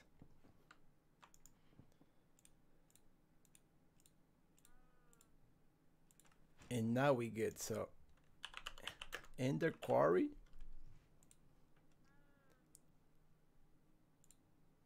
Let's make this, 2 of those, and now we should be able to craft. That's the second quarry. Perfect. So we're gonna need silk touch. So we have to make a Ender Quarry base so we can attach the silk touch to it.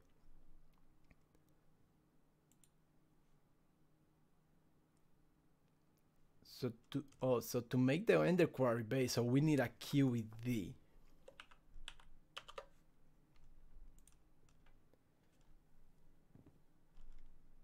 And for the QED, we need 1 of this, a crafting table, 2 more Eye of Ender, and this is the QED. And I believe we're gonna need some sort of power for the QED. So this is what you're looking for. Ender Floss Crystal. So we have to craft a few of those. So more you craft of those, as faster the QED is gonna work. So in the meantime, I'm gonna use 6. I think six of them should be enough. So where do I wanna place the QED? So maybe here. Yeah, I place it right here.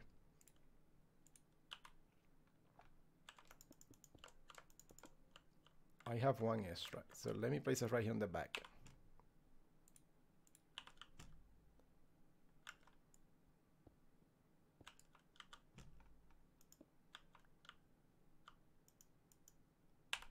And that's the QED. So back to the Ender Quarry base. So we're gonna need Ender Infused Obsidian and 1 Burn Quartz. So we have that. And we have 4 of those, so we're gonna need more.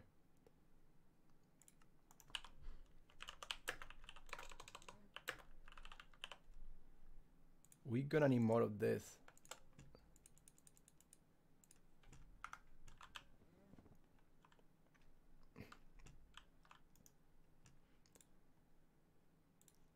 So let's check that again.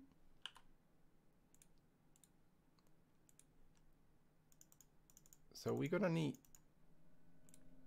2 Ender Quarry base.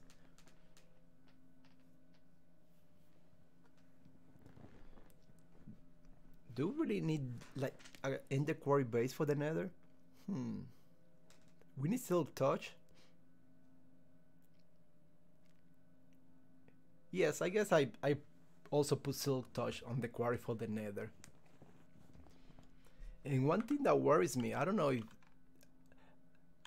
this reactor is gonna be powerful enough to power both quarries. So I might have to upgrade this reactor. And the good thing about this reactor is also set up to have a turbine on top. So all you have to do is place a turbine on top, and this reactor should be good enough to run a whole turbine. And that turbine that this reactor can power can produce 28,000 RF per tick. Amazing. The amount of power that you can get out of that small reactor. 28,000 RF per tick. And that is using Enderium block for the turbine. If you use this guy, what is the name of this guy? Let me see. Big reactor. If you use Ludocry, you can produce, I think, even more than that. I think you can get up to 32,000 or 30,000 RF per tick. Something along those lines.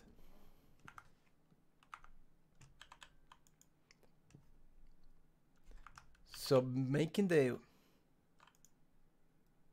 Ender Quarry or Great Base, so we already have those. And for Silk Touch, what do we need for Silk Touch?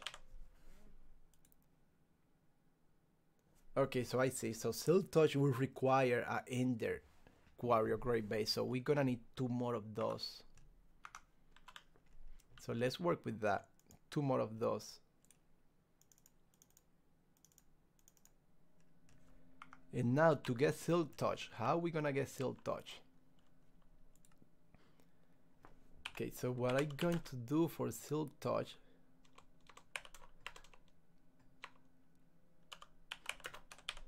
actually gonna make this little enchanter from Ender.io, and for this we need Dark Steel. So Dark Steel will be obsidian with a steel ingot. This one is even easier. So this is the one that I'm gonna use: iron, obsidian, and coal powder. So let me see if I have all that here. I have some obsidian. We have iron. And what's about coal powder? Coal powder should be easy to get. All we need to do is place some coal in here, I guess. And probably not. Let me see. Pulverized coal. Will that do the job?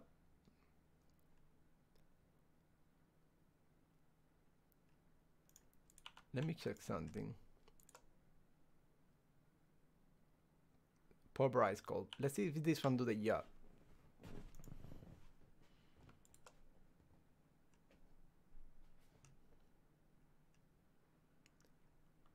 So let dark steel. This is what we're gonna need.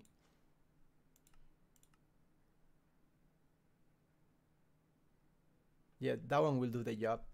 Perfect. So now let's place all this. Or maybe not. Oh no, it's actually set to furnace. That's why. So now we're gonna get some steel out of this. And we probably don't need that many of those. So just let's make 6. Actually, let's make 3. We only need. How many we need? I think it's 4 steel. So Ender IO.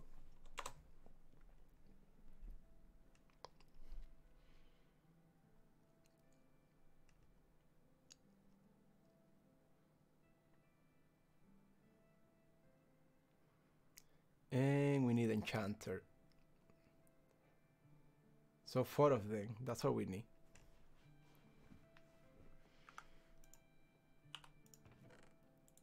Yep, that's all we need.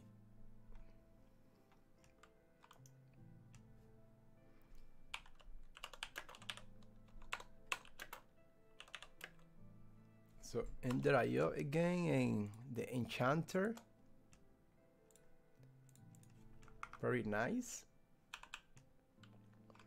Let me place this bad boy right here. And now for silk touch, I believe it's a slime that we're gonna need.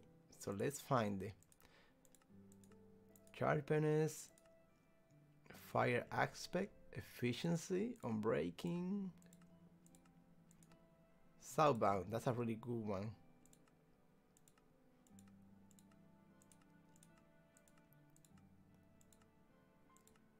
You can see the silk touch.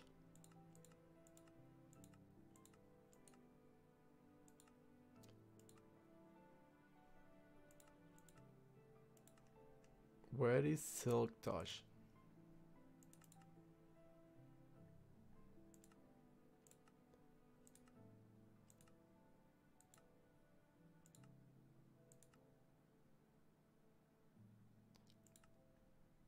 Right here, silk touch. Slime. So we're gonna need 2 silk touch books.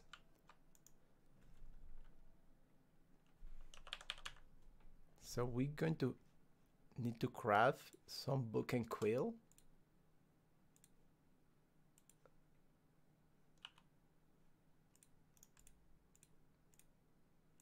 Perfect. With some slime.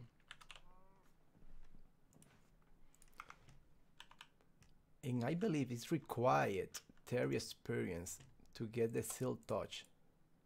So there you go, Terry experience. How much experience do we have here?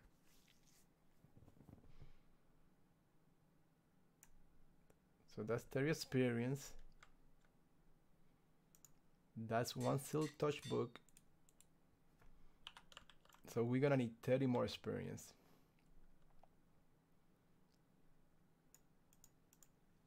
Excellent. We have just enough. That's the second silk touch book. And it should be ready. We have the Ender Quarry gray base already.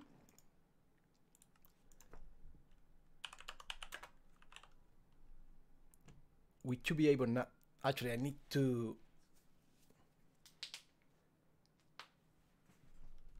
get the silk touch pick. So we're gonna need some stakes to make some golden pick, some gold.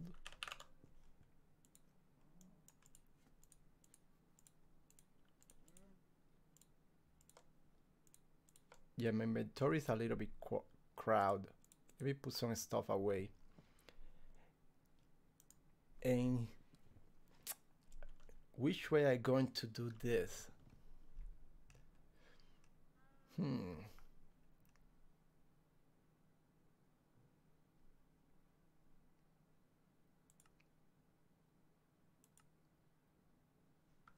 I can make, let me see,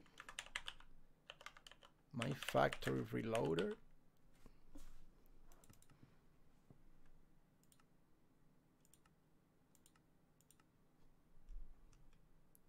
Actually, I'm just gonna make a regular anvil. It's gonna be way easier than going this route. Real expensive though. Yeah, I'm just gonna make a regular anvil. It's gonna be easier like this. And I'm gonna place this bad boy over here. And also it's gonna require some experience so I can craft, I can enchant this pick with this book. Well, it's not too bad, only 6 experience. No, I'm good. So 2 silk touch pick. Now we should be able to craft that silk touch.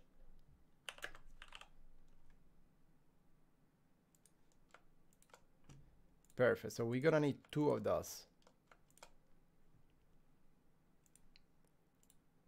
And I'm not gonna use a speed because 1, this thing is overkill, and 2, we don't gonna have enough power to power a quarry with a speed upgrade.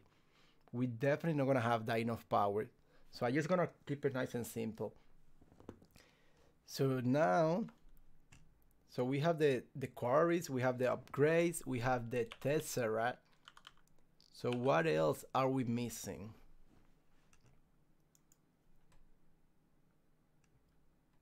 I think we should be good enough already, don't we?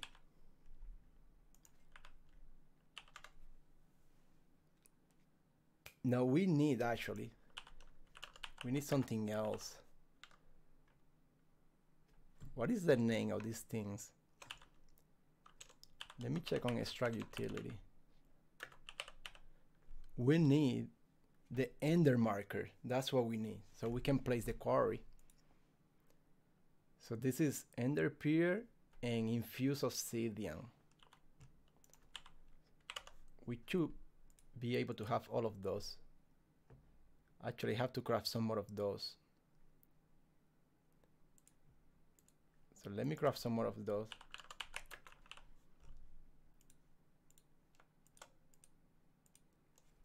That should be good enough.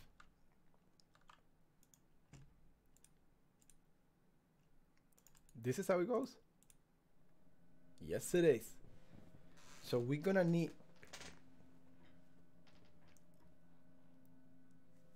3 of those, but the problem is if I only have 3, then I have to get all of them, and that's kind of like a waste of time. So I might actually gonna make some more. I gotta make 3 more. Actually 2 more. I think 2 more is good.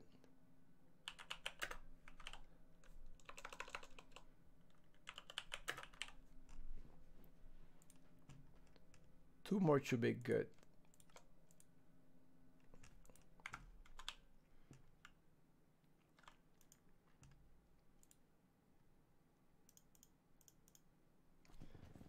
That should be more than enough. I also want to have a system set up so we can start processing all the stuff that we're gonna be getting. So where do I place that? That's interesting. I don't have a room for that. So how can we do that? We can make, let me see, thermal expansion. We can go with redstone furnace and pulverizer for those. We can definitely go this route. And we don't need many at this moment, but we can place a couple of them so we can start processing all the stuff that we're gonna be getting. So I think, I think I'm going to go that route, actually. Let me see. Thermal expansion.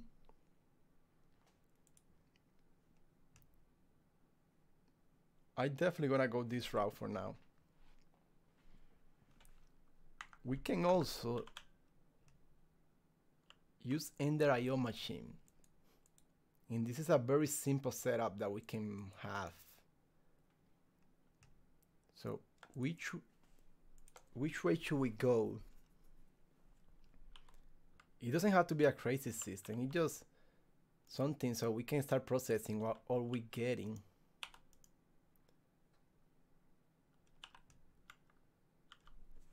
Just thinking which way I wanna do this. I actually gonna go the Ender IO route for now. So let's check this out. So sag mill. This is gonna require a lot of iron, a lot of pistons, and we don't have wood. So let me craft some wood. Don't go in the ground.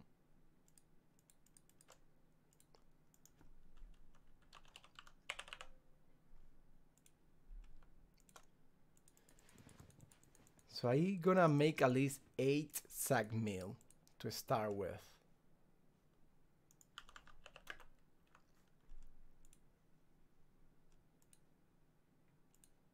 So I'm gonna need, we need some gold nuggets. Hopefully I have enough resources to do all this. Sag mill.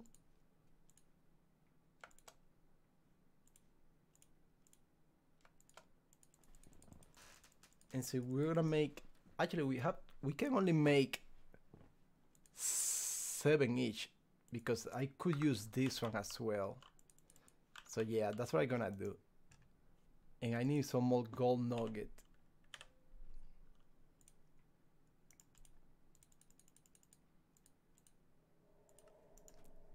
So sag mill.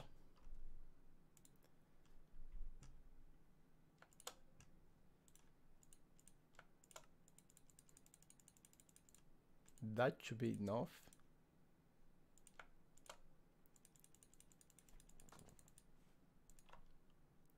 Iron bars. We're gonna need some iron bars.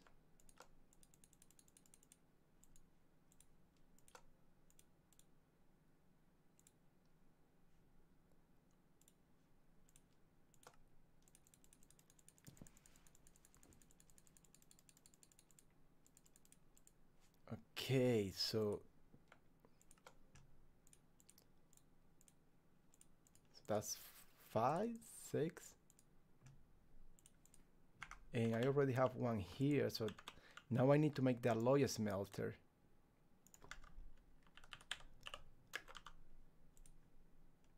So we're gonna need a bunch of furnace for the alloy smelter. And we don't even have cobblestone, really? I guess I use this. Actually, I got cobblestone here. Just let me place some cobblestone in the system.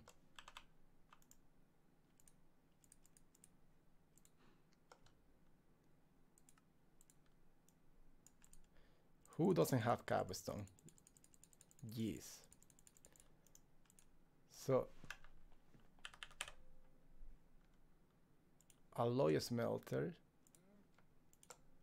So we're gonna make 7 of those. So I'm gonna need 7 quadron. And should we be good now? 6? We're missing one more. So what are we missing here? 2 more furnace.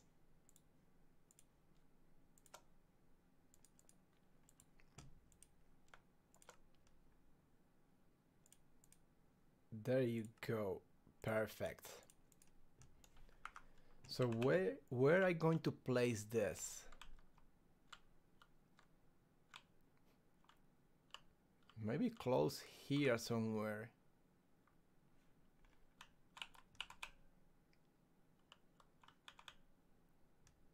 Where do we want this?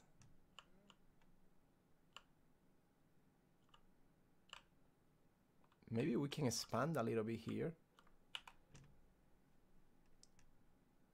Where is my hammer?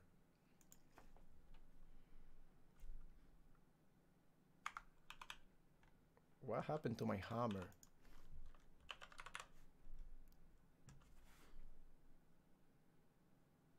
It's not definitely this one.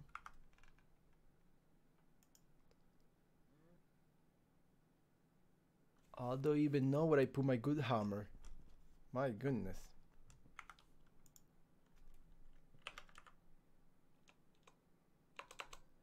I guess I use this one in the meantime. So I'm just gonna place the system right here on the back. So let's check this out. So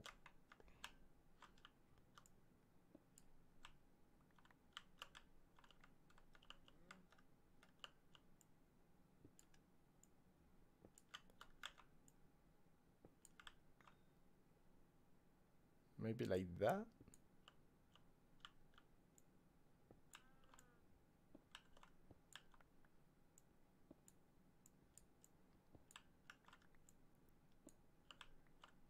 And I fix this later online.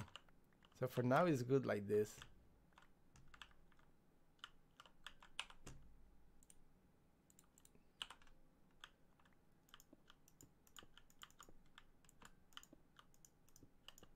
So hopefully we got enough space over here.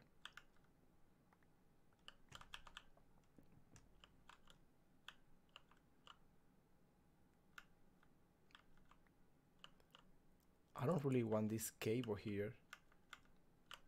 So let me see what we're gonna do with that.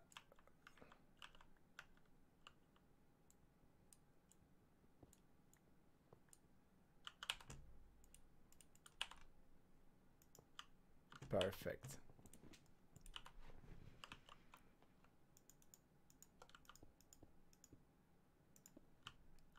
Just like that. Let me place some torches over here.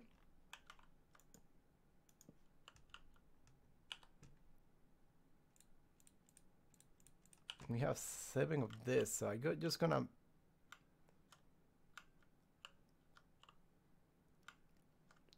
how should I do this? Maybe like this?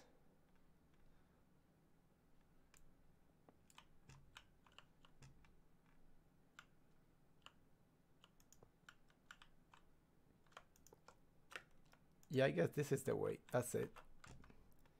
Just like that. We're gonna need to go one more higher.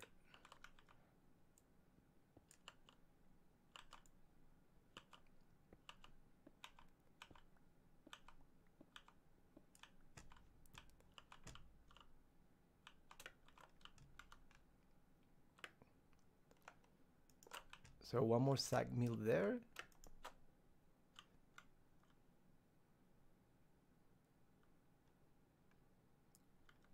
One, two, three, 4, 5, 6. What am I missing? 1. I thought I have 7 on my hands.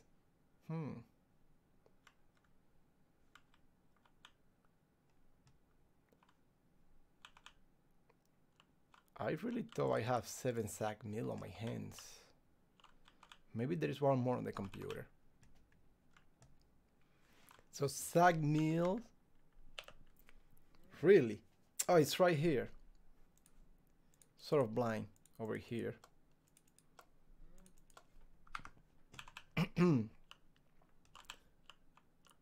So one more sack mill. I gotta place that one there. And actually, let me get this one right now so we can get all this done.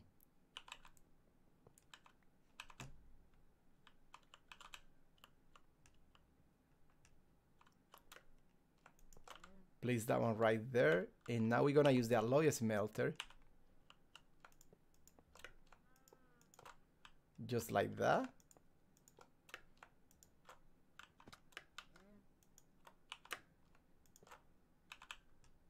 And then later on, I can go ahead and upgrade all of those really nice and quick. And I can place this one here. So now let me set up all of them. So all the sag mill are gonna be set to push. All of them are gonna be pushing.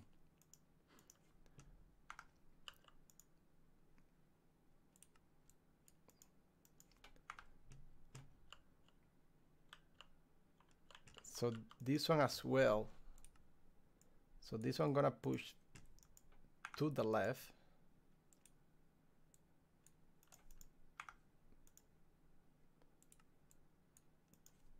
Push and one more, I believe. Oh, that one is already set up. So we don't have to do anything else with the alloy smelter. Oh, actually we have to set up then too. Actually we don't. So let me check. Now what we need from to this is a little bit of power. And that should be up and running. So let me check. I have some conduit here. And that one might not be enough because this only produces 640 RF per tick. We might want to use this.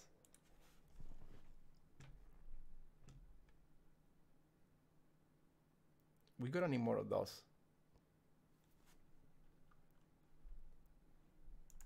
So let me check that out. Energy conduit.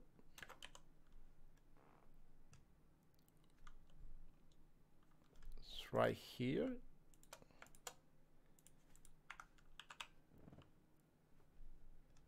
So you know what? I actually gonna move this up. Should I?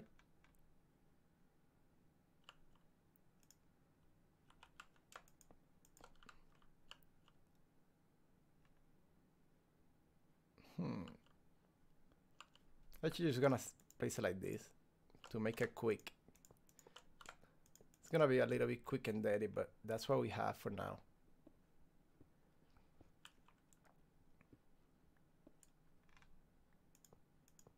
Like that. And we're probably gonna need some more of those.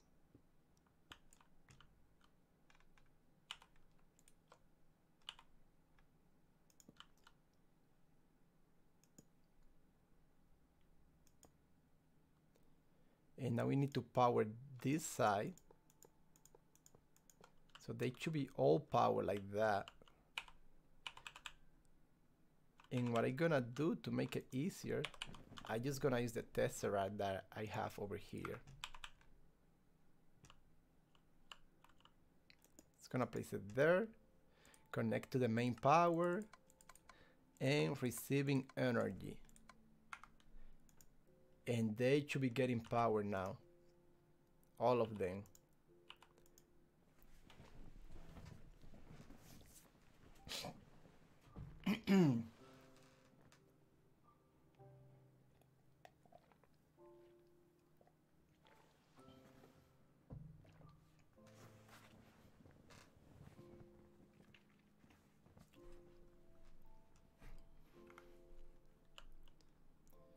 Okay, so now what we need is an input for the sag mill, one input, and output for the alloy smelter. So for that we're gonna use iron conduit. It's right here.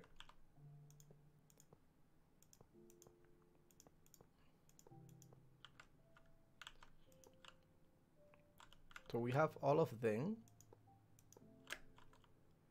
And we probably want to move that tessera out of the way.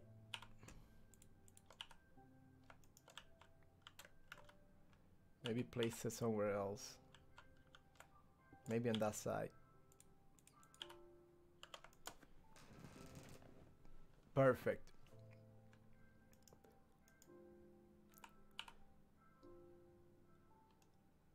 Okay, so in the meantime, you're gonna be disconnected from that tessera. Perfect.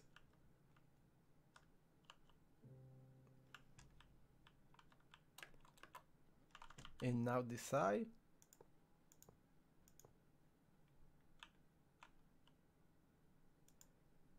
So now we gotta put all of this in insert. Set all of it to insert into the sag mill.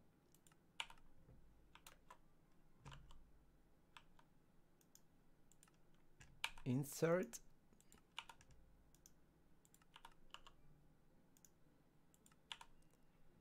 Insert.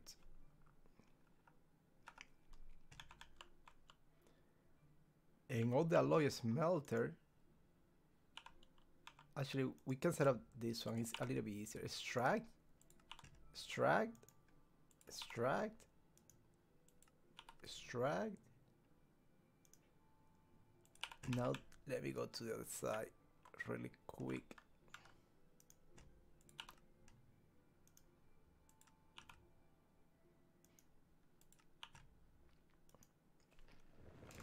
So all of those are set up. They have energy. So all we need now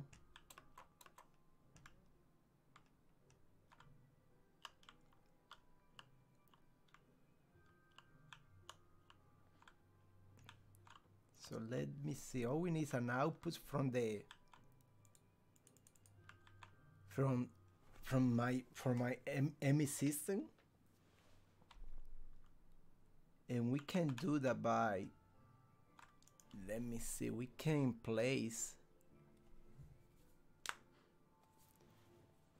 we can actually do an interface, I think, and we already have one.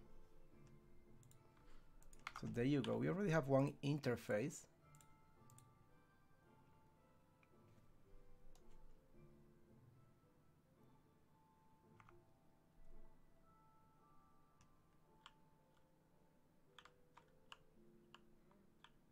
So we can place this interface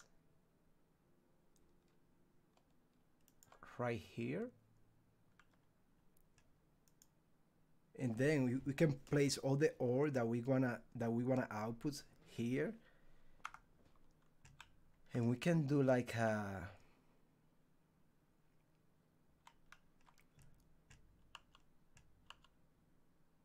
maybe throw all that on a chest.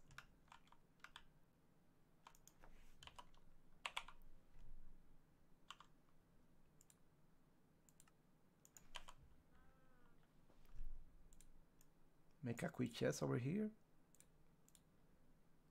Actually, let me make a copper one.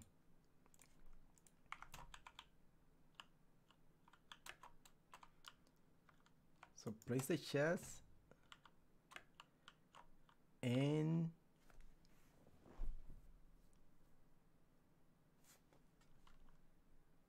you know what? I'm gonna use the other interface because I'm gonna need an input to the computer as well. So I can place this one right here, place the chest over here.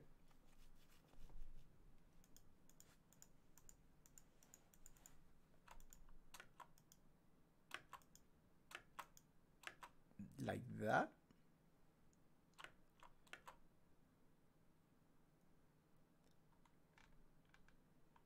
And all we need is one more piece of iron conduit and set that one to extract. So when I set this to output ore from the computer, all the ore gonna come into the chest, and this is gonna send all the ore to the SAG mill so they get processed right away.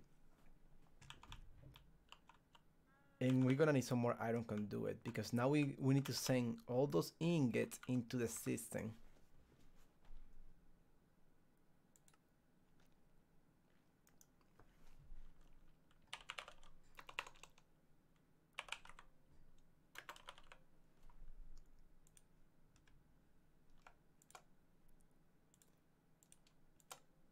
And we don't have that. We're gonna need pulsating iron, one ender pier, and one iron. Almost running out of resources already. Almost running, but we almost there as well. And some ender piers over here.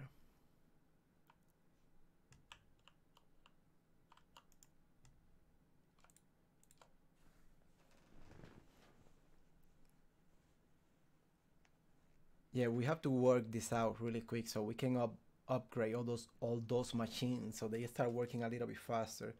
So I'm gonna go do that after I place the quarries.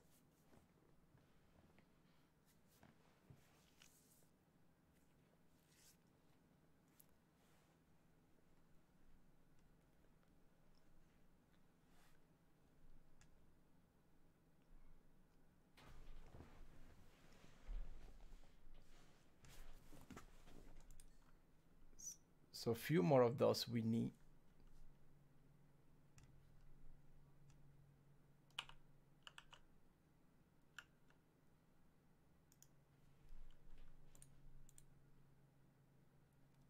At least one. Actually, I don't. This is enough, I think. Yeah, because all I need is nugget. Definitely. So iron conduit. Yeah, that's what I need. That's it. And now, so I need to all the outputs from this, it need to go straight back to the system. So what I'm going to do, actually gonna bring one line from here, place it right here. Let me disconnect this side. And that's gonna be insert. And I don't like to see this like this, so I'm just gonna disconnect that like that. It's look a little bit more clean like that. And I'm gonna do this. Actually, I'm gonna leave this side like that because I cannot even get there. So I believe everything should be working. So you see those pulsating iron, so they should be going straight to the system if this is working. So there you go, they're going straight to the system.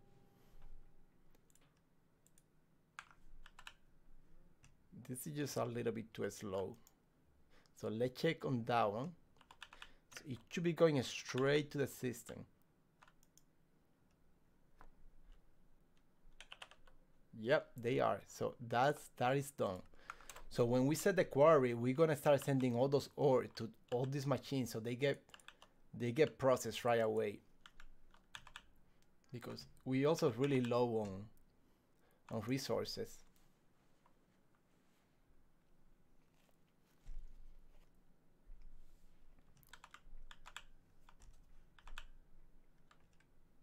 So now what we need is another tesseract. Let me check this out, because this tesseract is the one that is gonna be connected to this system, so the items from the quarry are gonna come and be dumped into this whole system. So would it be great if I can use this interface as well? So actually what I'm gonna do, I'm gonna move this to the bottom over here. And I'm gonna disconnect this one. So everything should be the same, but now I'm gonna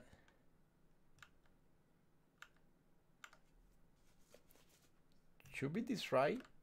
If I place the tessera here, yeah, it actually should be it should be good. Just place the tessera there. If not, we just go around that. And let's connect it to main and set this mode to receive items. So I can't remember if the tessera push out. If the tessera doesn't, we will have to go around that. But that's not a big deal. So I'm just gonna leave it like that for now. We're gonna know if it's working right away. So that is that. I don't think we need anything else over here. So all we need to do now is get the quarry. Actually, we need to craft the deep dark portal.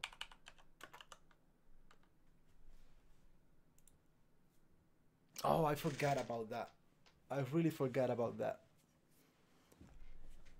I really forgot about this. To go to the deep dark, you need unstable ingots. And to get those, we need a division sigil. And to get that, we need to either have luck finding it or kill the wither. And we're not there yet. So what are we going to do?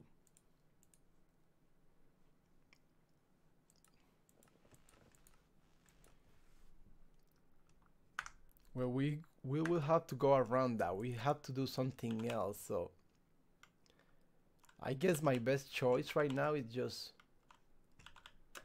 place one of the quarry on the overworld. Yeah, I think that's what we have to do, and then we're gonna move the quarry to the deep dark, I guess. We don't have any other choice at this moment. So let me grab this quarry.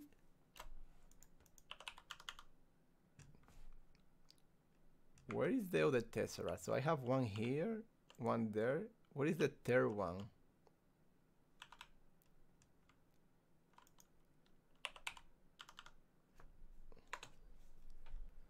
I'm pretty sure I have another tessera somewhere. I have to find it now.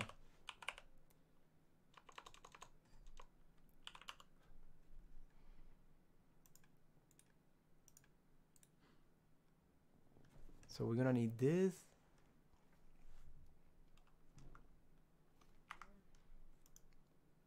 My goodness, I can't remember where's the tessera.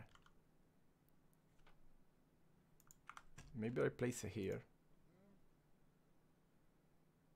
It's not here either.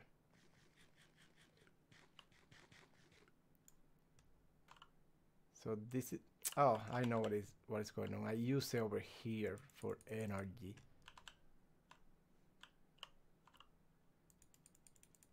So what I'm gonna do,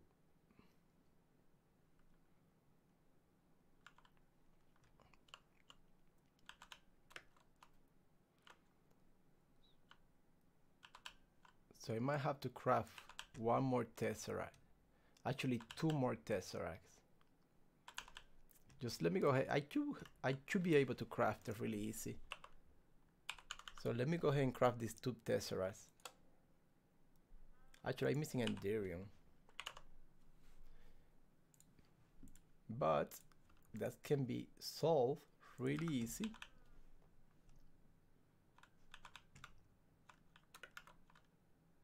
If I place it on that one right there. Which one is the one that have the upgrade? This one right here.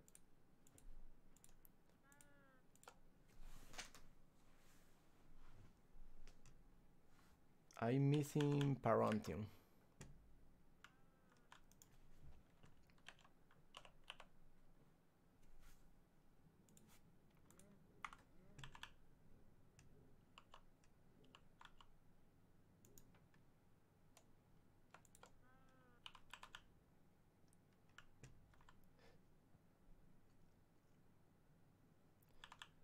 So guys, I gotta be taking a small break and I'll be back in between 5 to 10 minutes.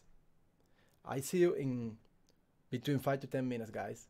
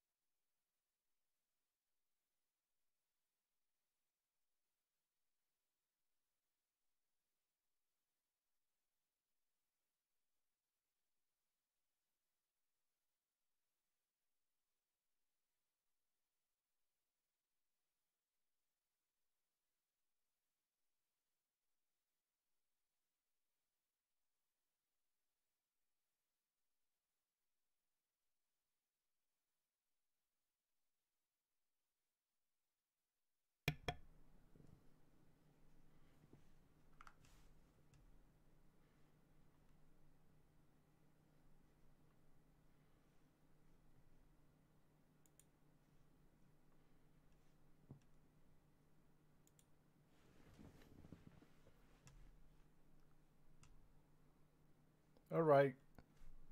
All right, guys, I'm back.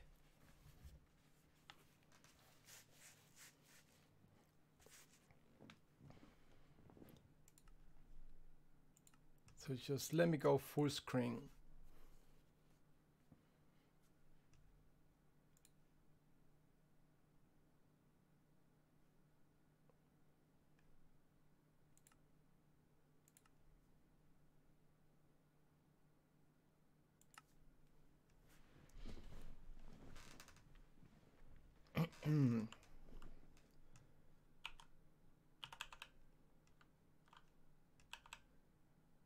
So yeah, I think it's already time to place the Ender Quarry.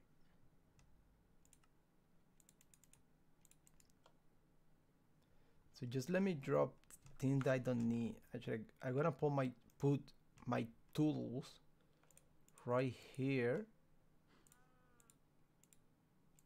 on my bag. I taking this.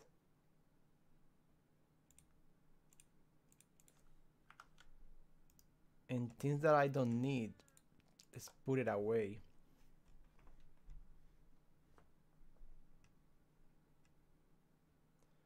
I don't need that or that. Oh, actually, yeah. I need to finish the Tesseract. So the Enduring should be ready by now.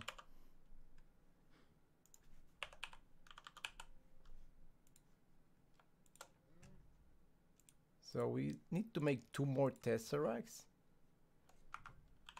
And now we need to get some resonant ender over here. So some more ender peers we're gonna need.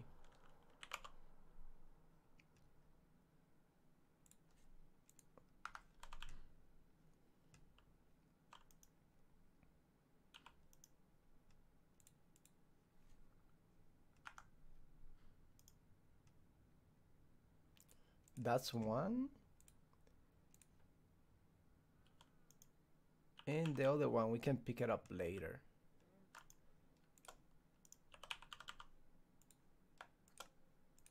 Okay, so now we have a Tesseract. Perfect. Do we have everything we need? I believe we do.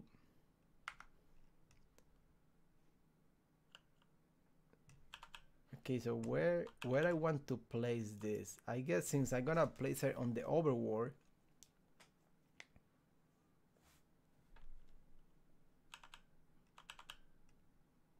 since I'm gonna be placing it on the overworld, we can place it just by the house, I guess. Woof! Of course, a creeper have to come to destroy my stuff.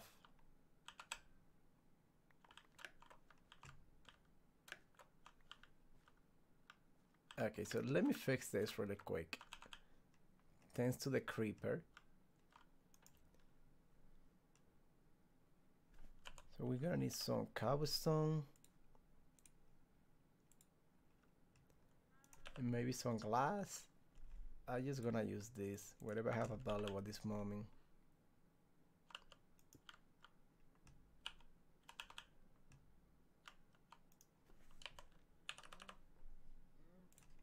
And some of those as well.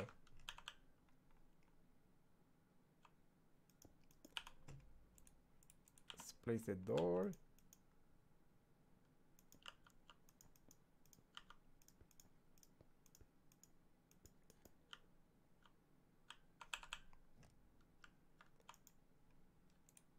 That creeper almost killed us.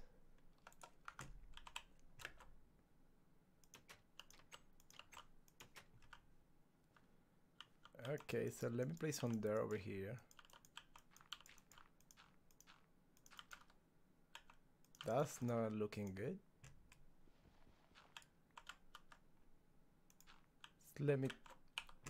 Just let me take this there. This is gonna bother me.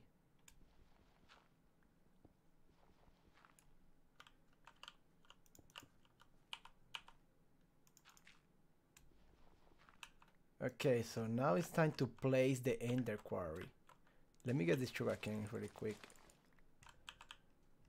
So since we're not gonna be able to do the deep dark, I guess I'm just gonna place the Ender Quarry somewhere around here. Actually, let me get some cobblestone so we can do like a small house so we can protect the Ender Quarry.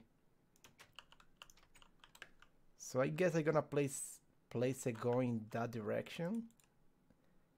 And let me see what we have on that direction. So we have a desert.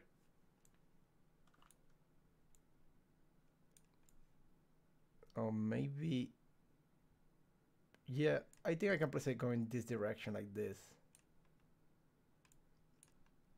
I can go straight.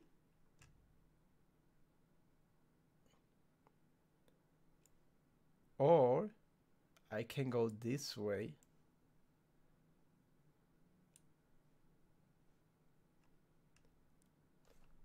Interesting. What are we gonna do? Or maybe down here.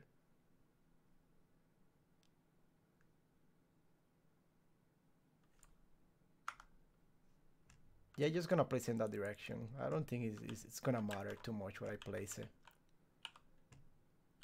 So what I wanna do, so the quarry doesn't destroy all the biomes, I'm gonna try to place it a little bit under the ground, since I'm gonna be placing the quarry on the overworld.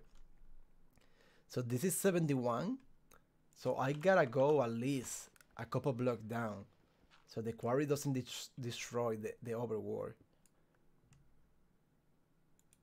So I'm gonna place on 65. Yeah, why 65 or 64? I think this is good right here. I'm just gonna make a little house over here for the quarry. And actually, let me make sure everything is gonna be in the same chunk. That's a good practice, because otherwise you can have some glitches. So every time you place the quarry, you want to make sure everything that you're gonna place next to the quarry is on the same chunk. So we're nice and safe over here. So just let's make this little housing.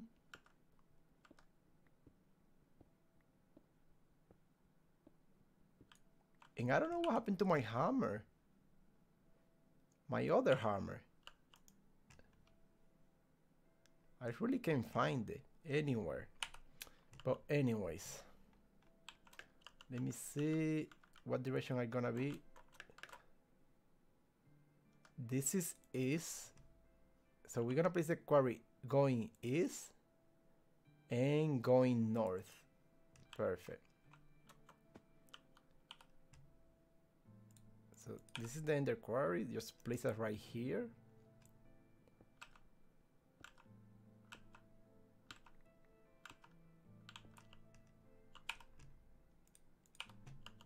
So we're gonna need some power. Place that power on main. And we're gonna set this tesseract right here. Receive energy and send items. And that should be good enough. Okay, so now we need to place the Ender Quarry base. Can place it like that. And the silk touch of gray. And maybe not there, it's right in my way. I'm just gonna place it on the bottom.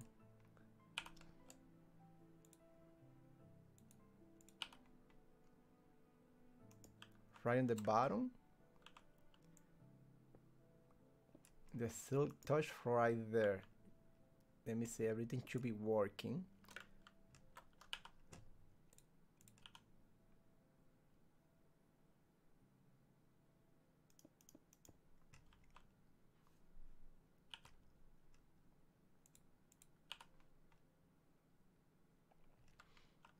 So now we need to place these torches. One is gonna be there. So we are on Y64.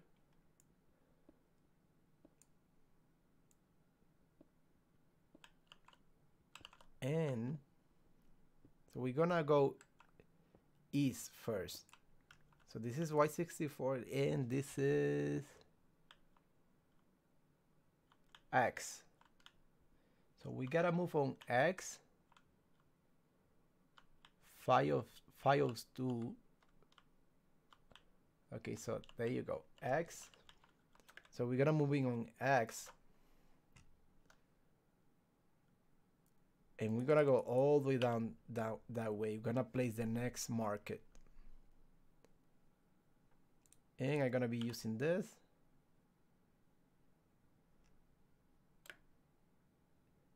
And let's go and place the next market.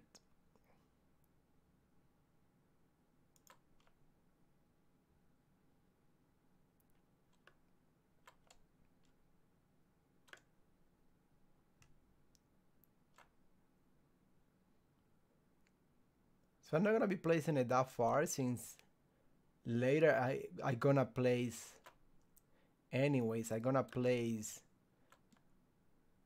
that quarry on the deep dark. So I think right here should be good enough for now. So let me see. So we were on file 2. So we were on file 2 and Y64.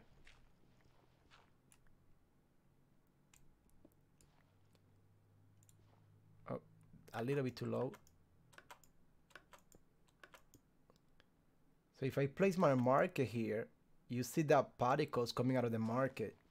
That's it. This is nice and aligned with the other market, and that's what you're looking for. So if you place it, like for example here, you see no particle, so it's on the wrong place. So just be aware of that. And now let's go back to the beginning.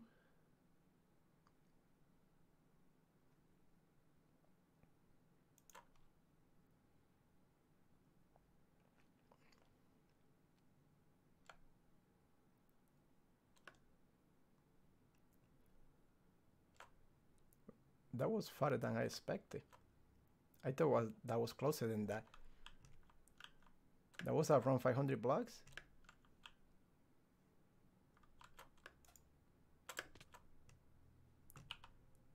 My jetpack run out of energy. So that's what's good when you have the jetpack, to have that flux, so you can recharge your jetpack on their go.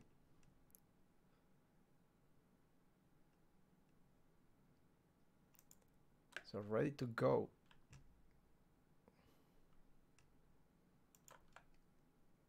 Almost there.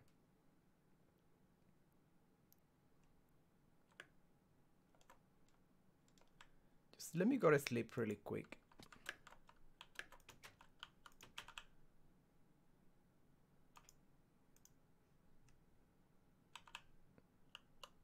Apparently we have to wait a little bit more so we can go to sleep.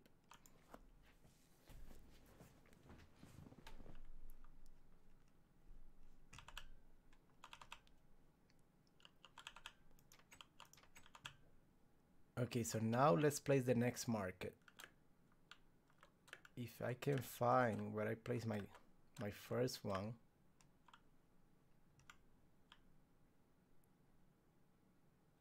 It's right here. Okay, so one marker here. So now we have to go this way. All the way down this way. So now I have to follow -102. Yeah, we are -102 right here. Perfect. So we have to follow this one. And now we're going this way. And this is the last marker for this quarry. And you have to remember that, -102.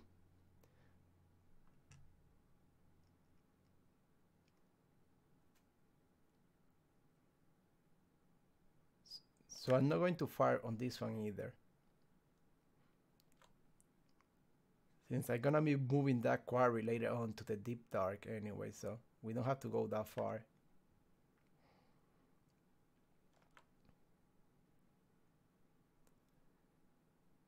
And I think around here is good.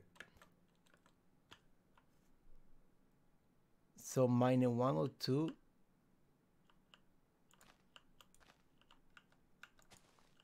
It's right here.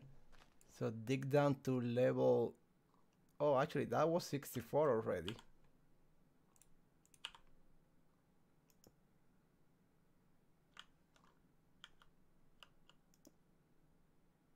And if you see the particle, the block is placed right on the perfect spot. If you don't see the particle, like for example, if I place it there, you don't see the particle. So that means this one is not aligned with the other one next to the quarry. Okay, so now we are good to go. The quarry, it should be working if everything was placed correctly.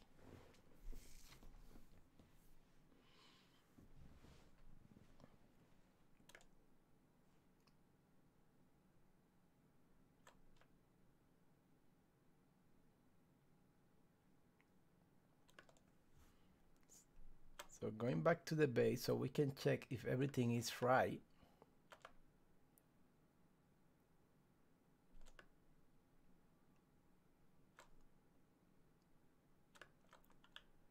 So if everything is correctly, and I'm gonna need to put like a mark or something so I can remember the quarry is right here. And maybe I'm gonna block this off so no monster goes there and blow my quarry, especially those creeper.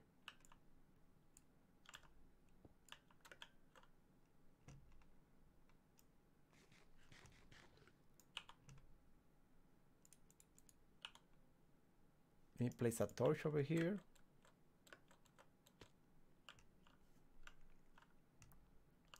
So everything should be good now.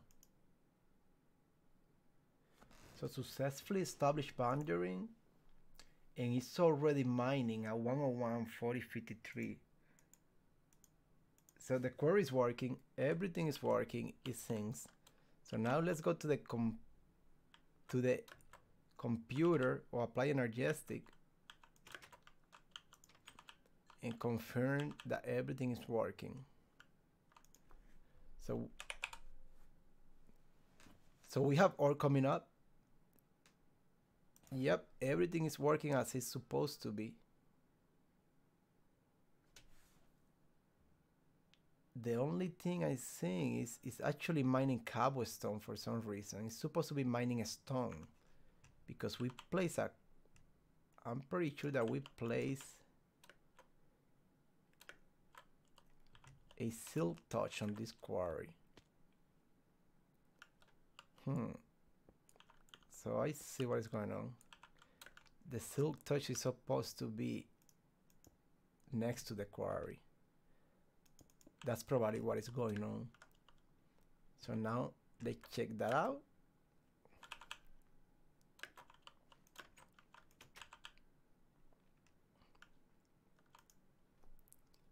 And it's mining a stone. Perfectly working. So we already getting some ore. That's really nice.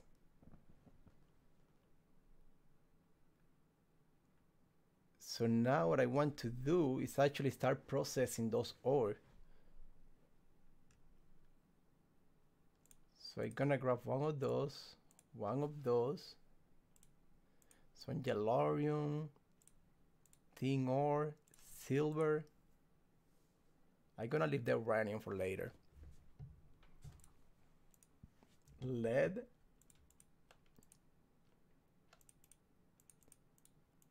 Okay, what else do we need?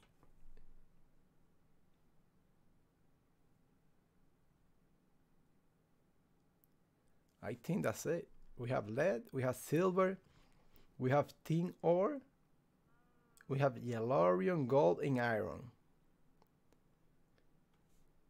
That's probably all we need. So what you want to do is just come here on the setup that we have from before, and now All you have to do is tell them to keep this supply with iron ore. Put that one there, there.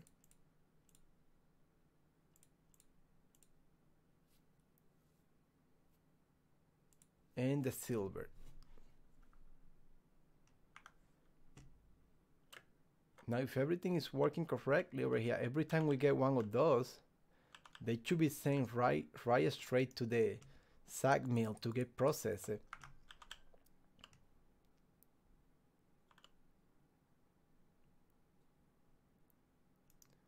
And it doesn't think it's working, so we have to check that out.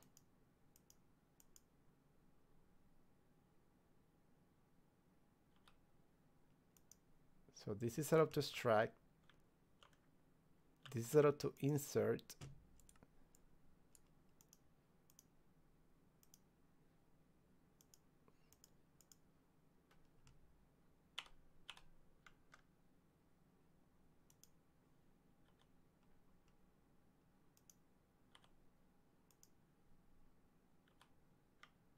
And nothing is coming. Is this pushing this into the chest? I'm wondering now.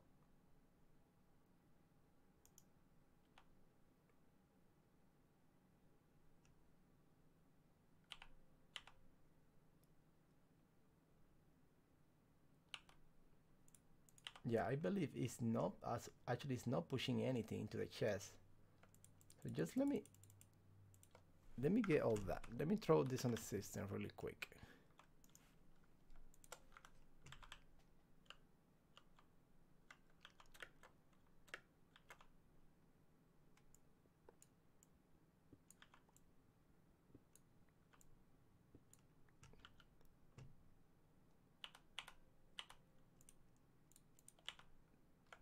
Let me place a conduit instead.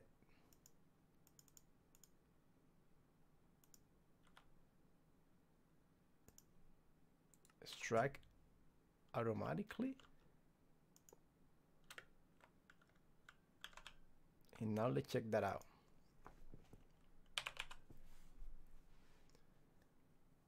So let me try the tin ore. Let's say we want to keep 16 stock at all time over here.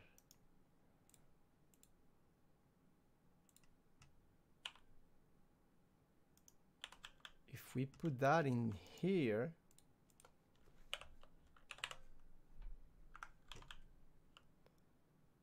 okay, so now it's working. Nice and neat.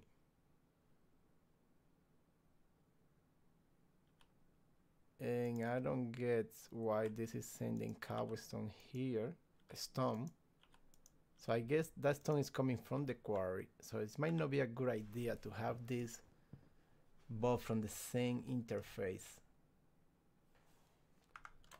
Definitely we should yeah, definitely we need to separate those. So that's what I actually gonna do. I have to separate this. So all we need to do is just make another interface, and that's it.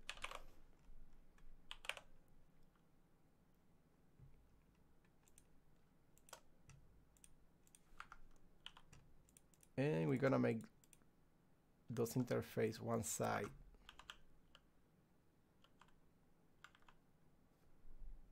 And actually, we're gonna need this interface just like it is. We're just gonna use a different one for this one. I'm gonna use this one right here.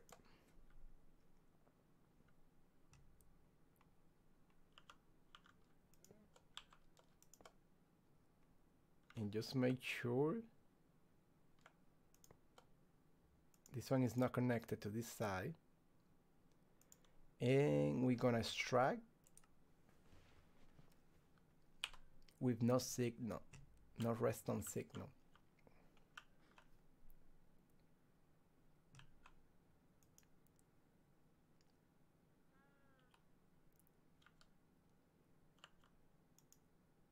Now everything should be working correctly.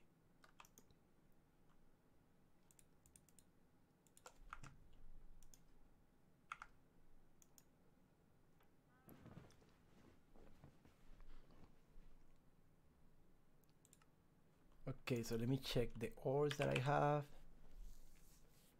So I can grab the yellorium. It's weird, almost not getting no iron at all. So grab the gold. Grab the copper.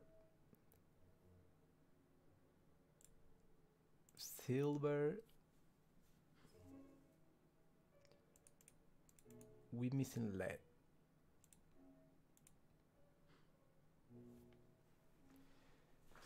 We don't need that.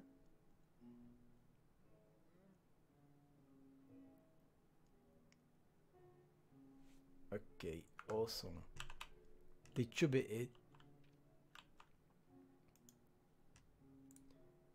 So keep that no front spot.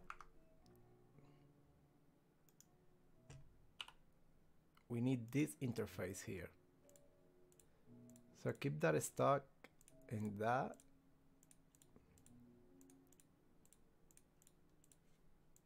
And now all the ore that comes to our system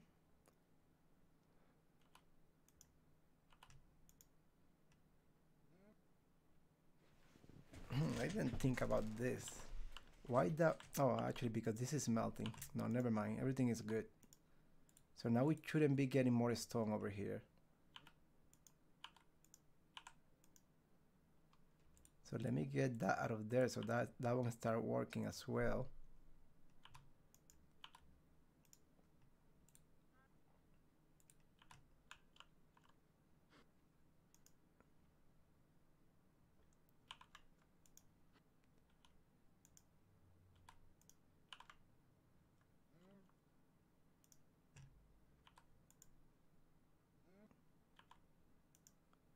Why this one didn't have power? So I bet this is already working 100% with one quarry. So let's check this out.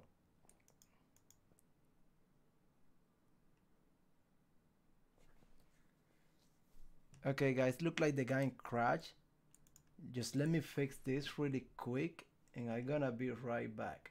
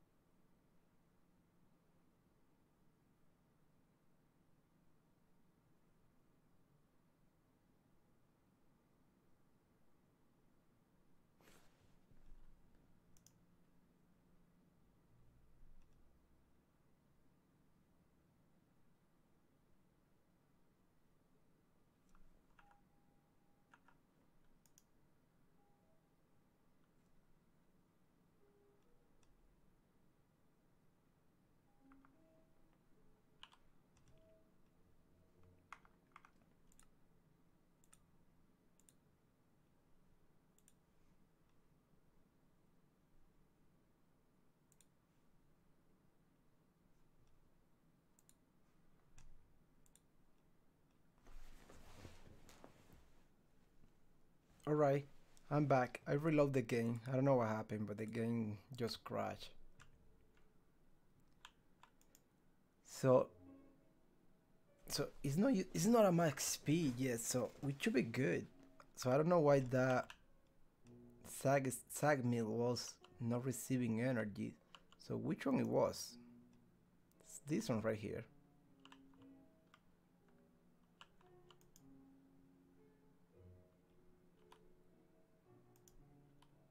I don't get why this one is not getting energy. That's weird.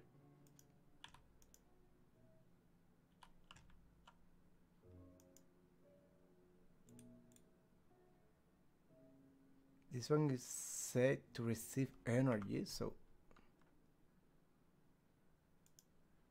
this one is full.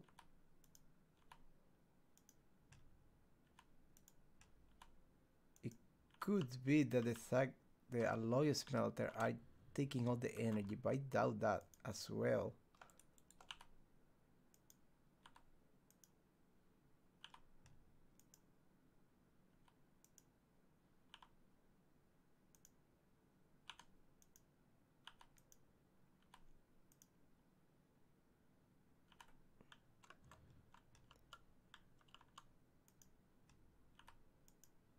So not getting energy still.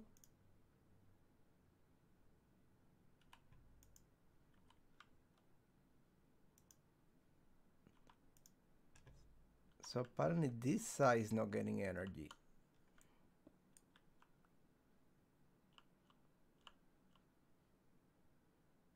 Oh, I see what's going on. I'm missing one pipe right here. I don't know what happened to that little conduit. So now it should be good to go. Perfect.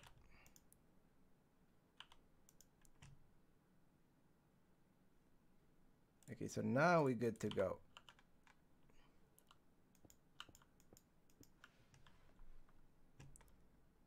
So everything should be working now.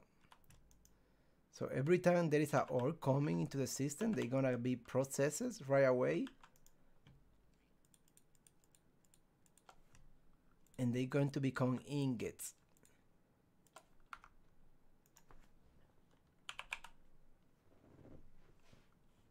Very nice.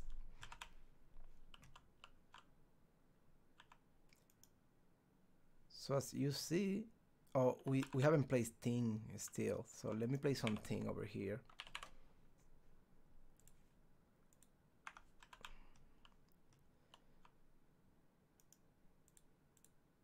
And now we're gonna have tin as well.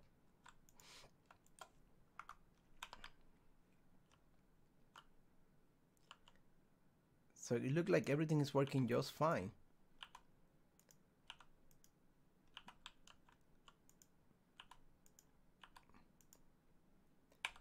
This is very awesome.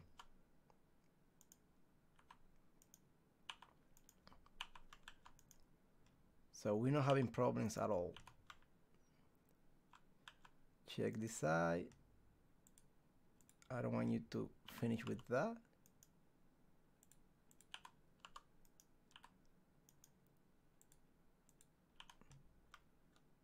Why you are... I see the tesseract dumping stuff into this one right here. So all we have to do is disable this side. And now nothing should be dumped into there.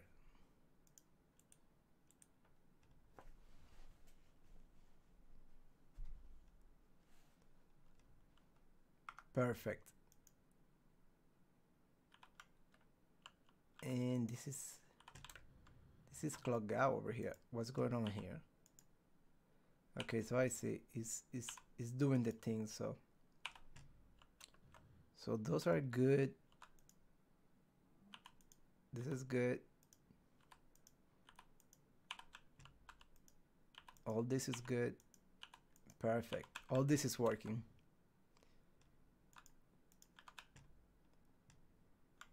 Everything is working how it's supposed to be. So now we can probably see.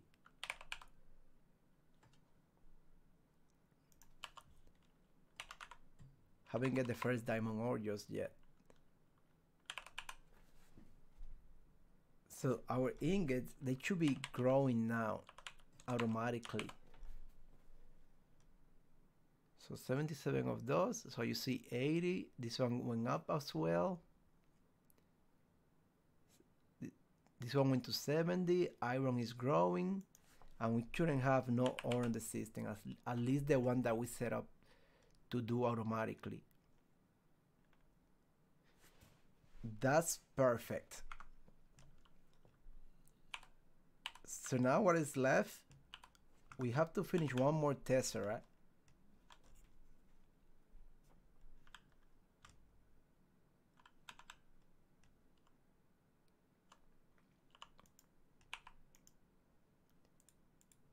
This one right here.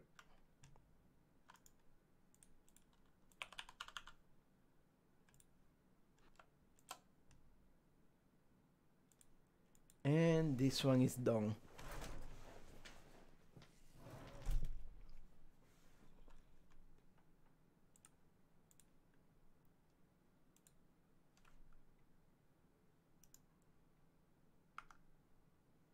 So we were able, and look at that creeper.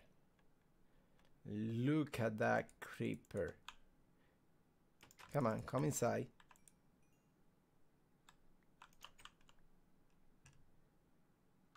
You have to do something about all these creepers going around. I might have to light up this area, but since I'm not gonna stay here anyways for that long, that's why I don't want to invest so much time in this base. This is just a starting base. So that quarry is doing pretty good. Actually, let me go check my ender chest over here with the ender pears. This is doing really good as well. Look all the ender pears that we have over here. That's pretty nice. So guys, I think this is being long enough already. So what I'm gonna do, I'm gonna cut this live stream over here.